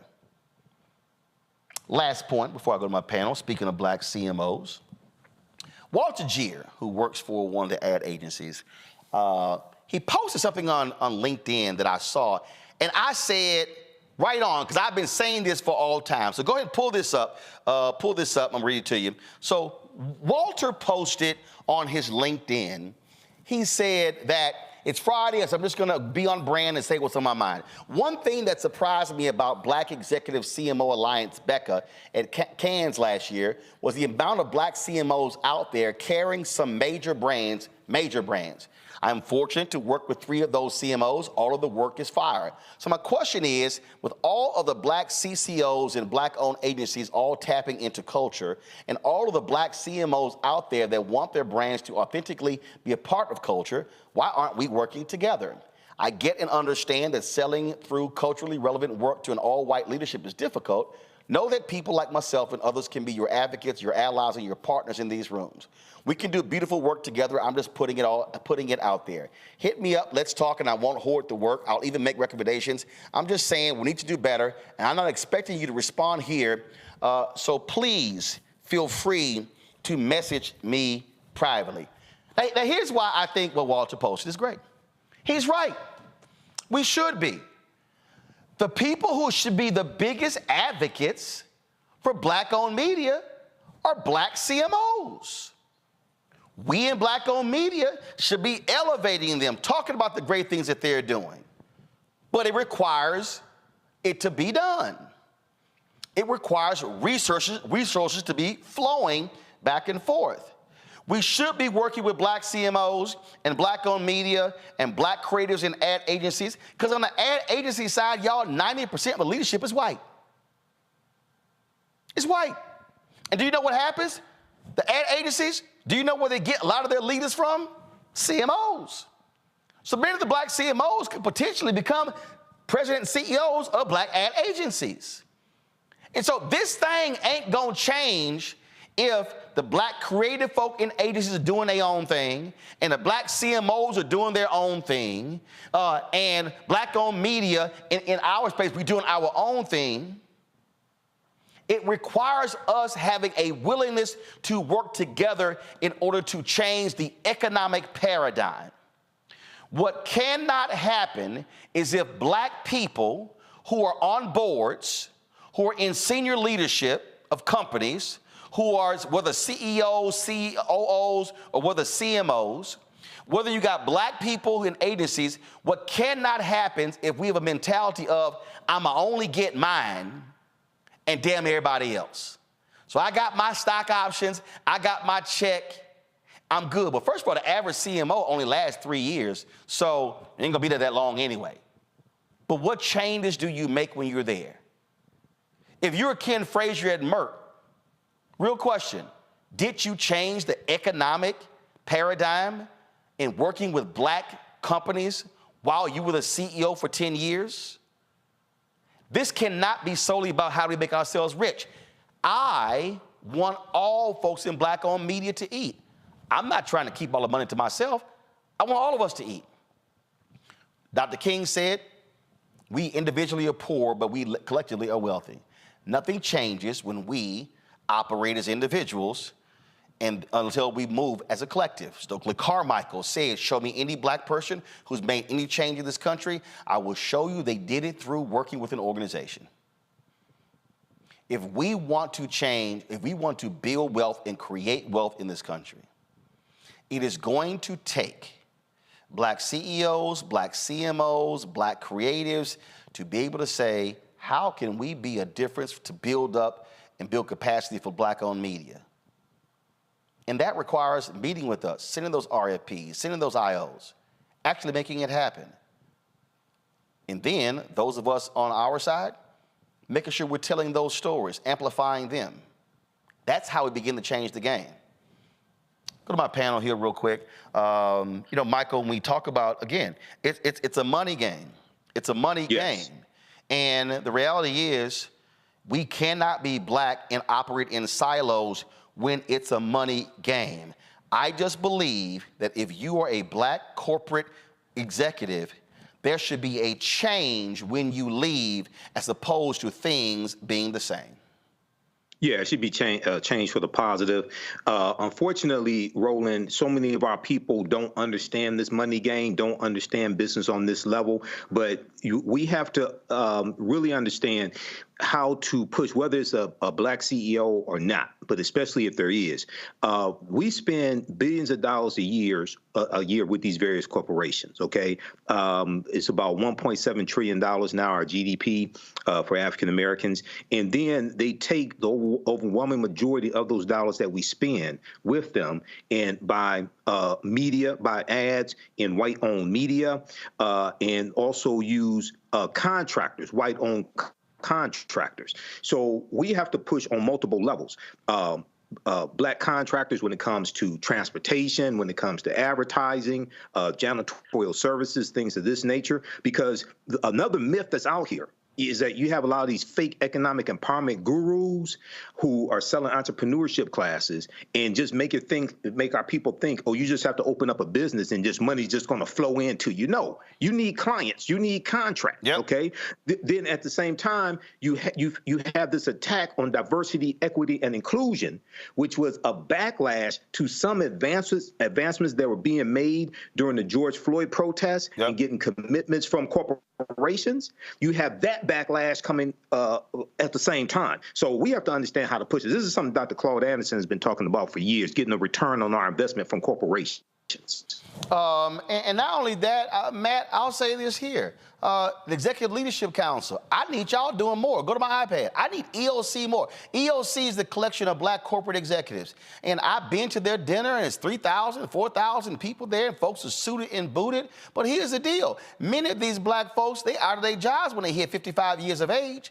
And so this is where organizations have got to step up and be far more aggressive at addressing this. And I'm going to say this as well. The NAACP, the National Urban League, National Action Network, Rainbow Push, fraternities and sororities, Links, Prince Hall Masons, Eastern Star, all of these black groups have got to understand if we are using, black churches as well, if we're utilizing our organizational power, we can make these folks move, but they not gonna move if we're silent and disorganized.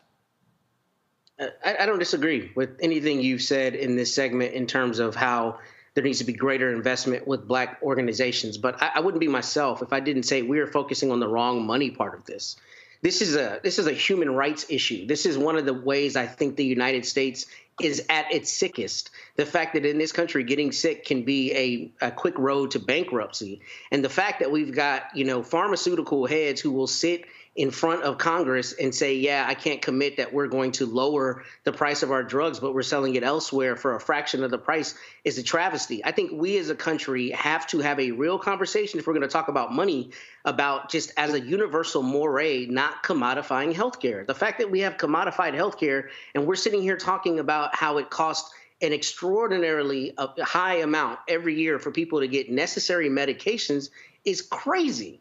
It's crazy. It's the sickest thing to me. And as a father, as a parent, as a part of a family, it is the thing that concerns me and my family most. And while, with all due respect, I do care about the investment with black companies, I care more about the fact that your average American cannot afford to get sick with a serious healthcare issue and keep their finances the way they need to be. And that's the bigger conversation. Actually, it's not. The reason it's not the bigger conversation because mainstream media has that conversation but doesn't have the economic conversation. For me, I'm going to have both of the conversations. So the reason I put these two together, because they do go hand in hand. Because on one hand, one of the reasons that we are the sickest is we have lack of resources. One of the reasons that we are the sickest is that we are not participating economically. If you show me African Americans who have higher wealth, I'm going to show you better health outcomes. And so they go together when we talk about how we're being frozen out of the economic pie. Kelly. Well, if I may. Go ahead. Roland, I think that's a little bit of a flawed premise, though. No, it's not. I'm saying I think it is. The fundamental system is problematic. The whole system of how healthcare works in this country is flawed. And the fact that you have to be in a higher echelon of earning to do better with the healthcare outcome should infuriate all of us. No. But see, here's the deal, though. You're only, but the problem is, you're only looking at this only from healthcare. I'm not speaking of healthcare companies. I'm speaking of healthcare. I'm speaking of automotive. I'm speaking of every single business. What I outlined from the pharmaceutical companies applies to every single category. I'm only focused on them. And again, the problem is this is one of black people's problems. We talk about all the other things and not the money. I'm talking about both. I'm going to talk about the prices, and I'm going to talk about we don't have access to the money. We often talk about the criminal justice system. We're not talking about the money. If you do a survey and ask most African Americans, talk about your top 5 issues, money is not going to be number one. But I'm showing a perfect example of how we are frozen out of a system. And so my deal is, I say you could change both, but the deal is I'm not going to talk about one and ignore the other. I'm going to talk about both. I need both to happen. And I'm saying we have got to be willing as black people to have an honest conversation about the money, because they actually don't mind us talking about, hey, let's lower health drug costs, and never bring up the money over here while they over here getting paid. Kelly. I understand your point, Roland, but I am leaning towards what Matt is saying. It's not an either or. It's both. And I need to finish. I'm not saying it's an either or. It is a both and. But for purposes of this conversation being pharmaceutical companies and that clip specifically, my main takeaway from that clip was that they're not willing to match prices with Canada because of strict greed. Now, to your point, yes, yeah.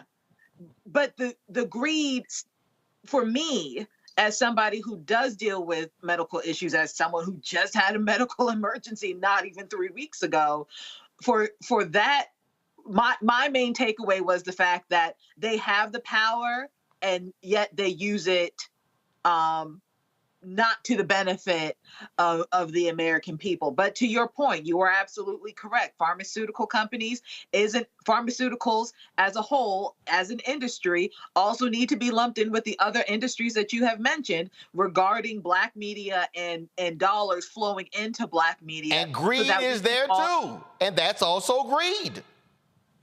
I agree with you. I'm just saying that for purposes of this conversation, that one clip had me leaning more towards Matt's point for this specific conversation. But it's not a specific conversation. I'm having a dual conversation. And what I'm trying to show is, here you had a Senate hearing. I'm also showing in terms of what they're spending. I'm saying I can have two conversations at one time and not one. And so this is a perfect example. They're making billions from folk, and then they are shorting Black people.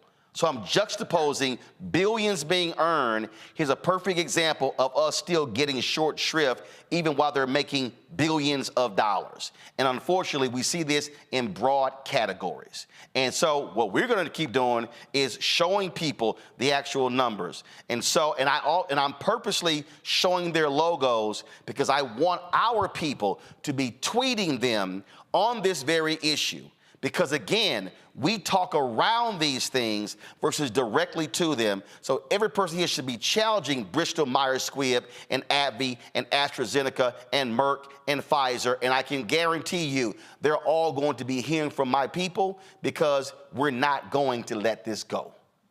Up next, the NFL continues to have problems when it comes to their payouts of folks who are suffering significant injuries. We'll talk to a couple of folks next, including a former player. This is something that's devastating lots of former players as they get ready for the biggest game of the year, the Super Bowl on Sunday. You're watching Roland Martin Unfiltered on the Black Star Network.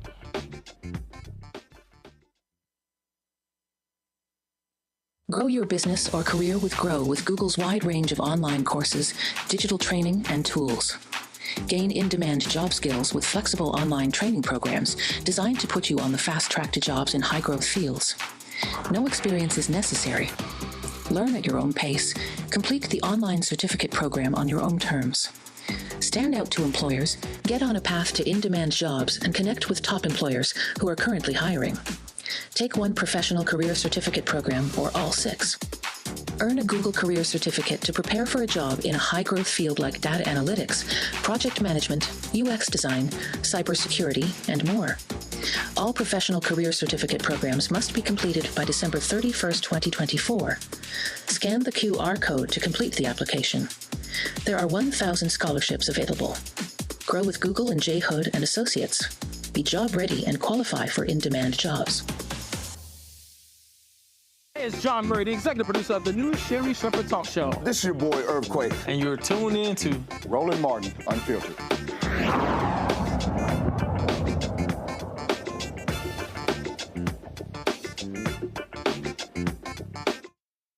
We tuned in on Sunday for the Super Bowl. Kansas City Chiefs, San Francisco 49ers.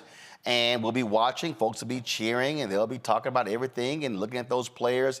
But how many people are thinking about what their lives will be once the cheering stops? We've talked about the NFL's promise to compensate former players who develop dementia and other brain diseases tied to concussions. And the NFL has awarded $1.2 billion to more than 1,600 athletes. But the Washington Post found the league saved hundreds of millions of dollars by rejecting payouts. Joining me now from San Diego is Roxanne Gordon. Her husband, Eamon C. Gordon, played 8 seasons in the NFL. He retired from the Kansas City Chiefs in 2012. He was diagnosed with traumatic brain injury in 2012 and has been fighting to get his NFL concussion settlement. Ricky Ray, a former NFL player, joins us from Alexandria, Virginia. We're glad to have both of you here. First and foremost, walk us through, Roxanne, how difficult this battle has been with the NFL. Sure. Good evening, Roland. We've been fighting since 2017. When we first entered into the class action settlement, we were told it's as simple as the retired player, getting diagnosed from a board-certified neurologist that they have traumatic brain injury, and they will be paid. It was far from the truth.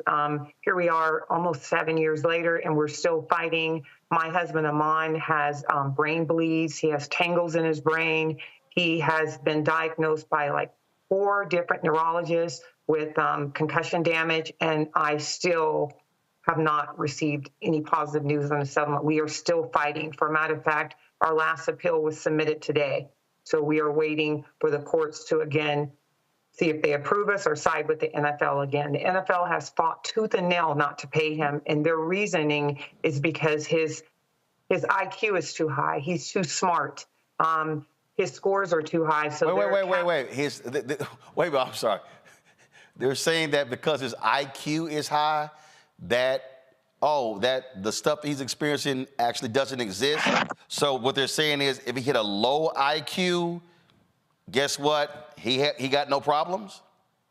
Like the race norming, basically. He went to Stanford, graduated from Stanford University. He has a superior IQ. So when they test him, they're comparing him against people with a normal IQ. So they're saying he's not impaired. He doesn't have brain injury because he's not scoring low enough. So in their eyes, he would have to be a vegetable to be able to be paid.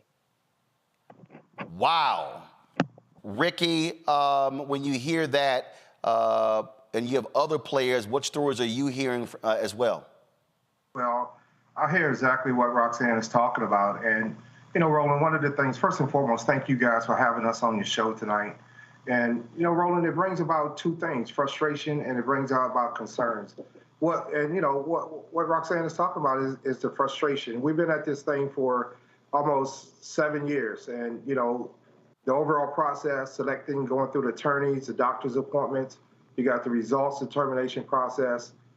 All of this is that, comes down to an unequal distribution of compensation. So the NFL is boasting, as you just mentioned about the articles that recently came out, and then they sent out their specific talking points saying that, they have spent $1.2 billion. What we were talking about tonight, though, is the other billion that needs to be spent on the guys that's not getting this particular compensation. This thing is way too long. No way, shape, and form. I myself, as a claimant, have been in this process for the past 7 years, and just now we're reaching a deadline of March the 4th to be able to go back for the race norming, which again is a whole different conversation that happened during this settlement. However, Roland, my point with that is that even with the race norming and all of the other things that's put in place for doctor's appointments and trying to get some results, it shouldn't be 7 years before you can go through at least the evaluation process, not even talking about the determination process if something is even wrong with you or not. That's just the frustration part about it. The concerns is that, again, the league is boasting about how much money they're putting out, but really, again, it's not much money they need to put out to make sure that we all are being taken care of, our families, and to look at the real issues of what's going on is with the concussion. We got into this with concussions that ended up causing dementia. It can cause Alzheimer's and the things like that. And the NFL within themselves, they saying that they wish they hadn't even settled this particular settlement. They would have to take it to court because they don't believe that these repetitive head hits and these concussions has anything to do with the long-term effect of our health, Roland. And Roxanne, look, I love it how these teams demand loyalties from players, but when it's time to cut contracts, tell them to take less money, they got no problem doing so. The reality is the NFL does not have guaranteed contracts, unlike baseball, unlike basketball. They have the shortest careers, the most injuries, and the most health care needs after the playing days are over. So the NFL is by far the richest sports league. Absolutely. Absolutely. And we're talking, these guys have, head injuries as well as orthopedic issues as well. and there's no lifetime medical. A lot of these guys don't even have medical insurance, Roland. They can't even go to a doctor. And the NFL is hoping they just kind of die and go away, deny till you die. And a lot of them have passed, unfortunately. But there are still a lot out there living that need help. And the NFL needs to live up to their obligation and take care of these men that they built this billion-dollar industry off their backs, period. Questions for the panel. Matt, you're first. I have a question, and I'm sorry if I misunderstood something, but isn't it correct that the NFL was using a different metric whereby they were judging the, I guess, starting IQs of former black players with neurological issues as compared to white players? And that was part of the lawsuit, if I remember correctly. So how does that factor into their reticence to pay on these claims now? I mean, is that still a part of the litigation? Yes, you're correct. And that's called a race norming. That came into effect after the settlement. And there was 2 players that realized that there was something wrong with the evaluation process. So they sued.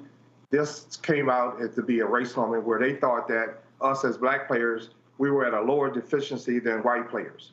At first, they admitted that, no, that's not happening. Delete Counsel, that's not happening. Then they found out it was happening. For them to go back and then to rectify that problem, they said that any persons that had gone through the evaluation process with that particular norming scheme would be able to do it again. So that's where we are now, being able to go back and redo the testing, but there's a deadline for that testing that was March the 4th. So if you're not registered between now to March 4th of this year, you're not going to be able to even get that VAP testing unless you have to pay for it yourself and so forth and so on. So it's always a hurdle. And, the more hurdles that we have, the more complicated it is, and, the attrition for these players. And we're looking at players that has already played the game for some time ago. So it's elderly players, that former players. It's not that many when you look at the big scheme of players involved with this particular settlement, but it's always a hurdle put up in front of us so that we can't go through the process in a normal way. And again, I'm not knocking it, and it's great that the 1.2 has already been paid, but there's another 1.2 that needs to be paid as well. And, do that before the attrition takes care, then these players are no longer here. Kelly. Can I ask a follow-up? Yep, go ahead. So just really quickly, the follow-up question, though, is in terms of the actual litigation, has the judge at any point, or the special master or whomever's administrating the claims, have they, issued any edict that says, look, we know you're race norming, therefore that throws into question all of the data and all of the metrics, and therefore we're going to either order computation of the claims at a certain level? I mean, how is that race norming fixed in? Because to me, it seems like that invalidates anything that the NFL is saying about how they're determining who should be paid and who's not. It does. Roxanne, you can chime in, but it does. And, as I mentioned before, they're rectifying this problem is letting us go back through the neurologists and all of the neuros to make sure that we're being reevaluated. But that process is a little skewed as well, because I'm pretty much sure that there's no transition conversation between the doctors that did that at first and the current doctors that we're having. The biggest problem with this thing with the doctors, there's not enough doctors.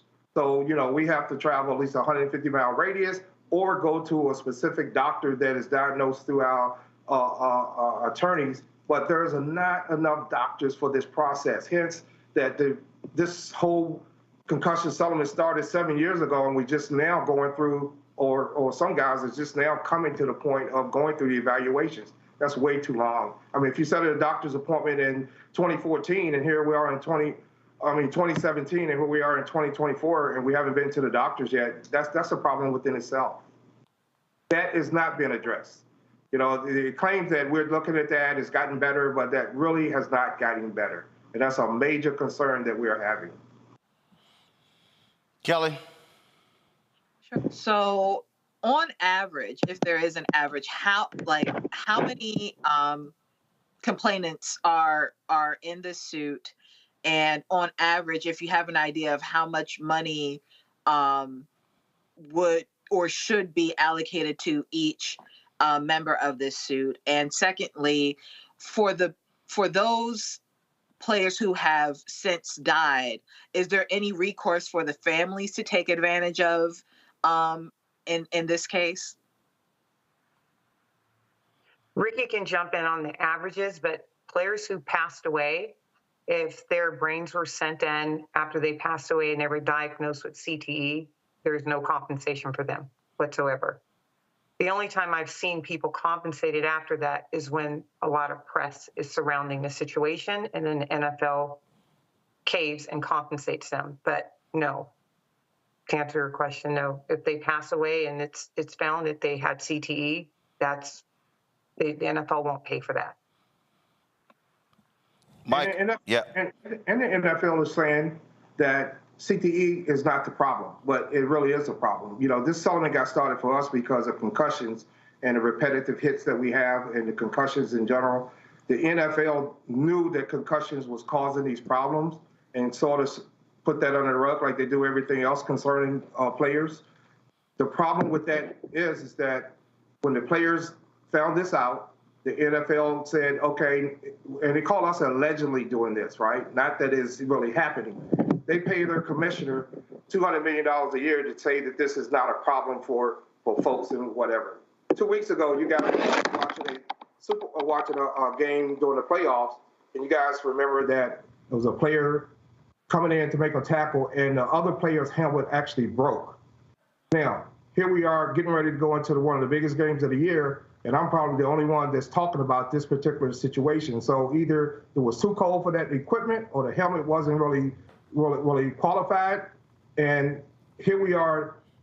And for a fact, this player didn't even leave the field. They brought a new helmet onto the field and put the helmet on, and the guy kept playing. Yeah, that was Patrick Mahomes, and the company actually said the helmet worked like it was supposed to work. I thought that was sort of interesting. Well, and I've been playing. I played this game since I was 9 years old. No helmet ever broke like that in my time frame. So this is my point. The NFL, to answer her question, is the NFL playing fair? They're not playing fair. They want us to go through these obstacles and these hoops, and they got all of these barriers set up for us through this process. And there is not a lump sum of money that each one of us is supposed to get. Everybody's different. I mean, Amon's case is different from mine, and anybody else's cases is different. We all come from different scenarios where someone may be functioning and somebody may not be functioning. So it's up to the evaluation of these doctors to make sure that they are diagnosing what's going on with these individuals. So the NFL knows this, and they put up these obstacles so we can't even go through the process. Michael. Very quickly, for the Super Bowl, we know that the 30-second commercial is going for about $7 million. What role do you think that corporations that profit off of the NFL, that will profit off of commercials, what role do you think corporations play in getting just compensation for former NFL players who have brain damage, CTE, et cetera? And also, what role do you think fans play who buy tickets, who buy jerseys, who fuel this as well? Well, I don't think either one is playing a role. I don't think the corporations who spend those millions of dollars are paying attention to what happens to the players when they're not on the field anymore. The fans are not really familiar with this because this only is a part-time subject. We need to have this out front all the time so everybody can come familiar with it. More players, former players and current players need to be talking about this, as well as the actual fans should be talking about it. The more people we have talking about it, the more actions that we're going to get. But, we have these segments right now for the Super Bowl and we're talking about it. Then it gets swept under the rug for another years. And then all of a sudden, as I mentioned before, the attrition rate plays in. And then there's nothing else to talk about. It's not that many guys that's in this settlement. These owners can go out and buy their toys for $200 million. They pay $20 million for maintenance on these yachts that they have. They pay the commissioner $200 million a year, but they're having a problem paying for folks that's already been out there giving their efforts and making sure that their products are making the money that they have to have those particular luxury items. But when it comes to the health of the players, it's just put them to the side. And if I can add to what Go ahead. Final comment. Go ahead. One thing that the NFL does really well is separate people. Like you were speaking earlier, Roland, I have mine, you get yours. Yep. Everybody who watches football, a lot of the fans think that everybody's making millions of dollars. That's not true. Yep. Minimum wage in the NFL is under $1 million, and most guys are making that. There's a handful of guys making the $200 and $300 million. Well, they also don't realize that the NFL network, the NFL has guaranteed TV contracts, and so and they get all their money at the beginning of the season, and so that's how they're able to stop players from striking, because the owners can get through a whole season because they got their money up front. So, and again, players don't have guaranteed contracts. Other thing that people need to understand when they see these, quote, eye-popping contracts, they don't realize if you sign a 5-year, $80 million contract, the last 3 years are irrelevant. You got to pay attention to the first 2 years. Is there any guaranteed money in that? Because they backload a lot of these contracts, and they're able to get out of them in year 3, or they'll tell a player, take a several $1 million pay cut. See, a lot of people forget when Colin Kaepernick, they asked him when the Broncos said, oh, we'll trade for you, but you got to take a pay cut. He opted not to, and he took all of his money in San Francisco. So they don't understand how that game is being played. The NFL absolutely is about keeping these billionaires being billionaires, and they do not want to pay not only players playing today, but they sure as hell don't want to play former players. That's true. Roxanne, Ricky, we appreciate it. Keep up your fight. Thanks a lot. Thank you. Thank you. Folks, that is it for us. Michael, you got a class coming up real quick? Yeah, Saturday, February 10th, 2 p.m. Eastern Standard Time, a new 10-week online history course. Ancient Kemet, one of the original names for Egypt, the Moors, and the Ma'afa, understanding the transatlantic slave trade, with what they didn't teach you in school. Visit our website, AfricanHistoryNetwork.com. Register right now. If you've never seen anything like this, it's going to totally blow you away. AfricanHistoryNetwork.com. Folks, that's it for us. Michael, Kelly, Matt, we appreciate it. Thanks a lot. Y'all have a fabulous weekend. If you are watching the game, great. If you're not watching the game, cool. Enjoy it. Folks, Monday, I'll see y'all. I'll be broadcasting live from Columbus, Ohio. So looking forward to being there. So y'all have a great one. Don't forget, support us in what we do, folks. Join our Bring the Funk fan club. The goal is to get 20,000 of our fans contributing on average $50 each. That's a year. That's $4.19 a month, 13 cents a day. You can do so by sending your check and money order to P.O. Box 57196, Washington, D.C., 20037-0196. Cash App, $RM Unfiltered. PayPal, R Martin Unfiltered. Venmo is RM Unfiltered. Zelle, Roland at RolandSMartin.com. Roland at RolandMartinUnfiltered.com. Be sure to download the Black Star Network app, Apple phone, Android phone, Apple TV, Android TV, Roku, Amazon Fire TV, Xbox One, Samsung Smart TV. Also, watch the Black Star Network on 4 of our fast channels. You can see Amazon News by going to Amazon Fire. Tell Alexa play news from the Black Star Network. Watch us on Plex TV, Amazon Freevee, Amazon Prime Video. And, of course, you can get my book, White Fear, How the Browning of America is Making White Folks Lose Their Minds, available at bookstores nationwide. Folks, I'll see y'all on Monday. And shout out Dillard University. I wore Lane College yesterday, Tennessee State yesterday, Lane College on Wednesday. Shout out Dillard University in New Orleans. It's Mardi Gras weekend. Let the good times roll. Holla!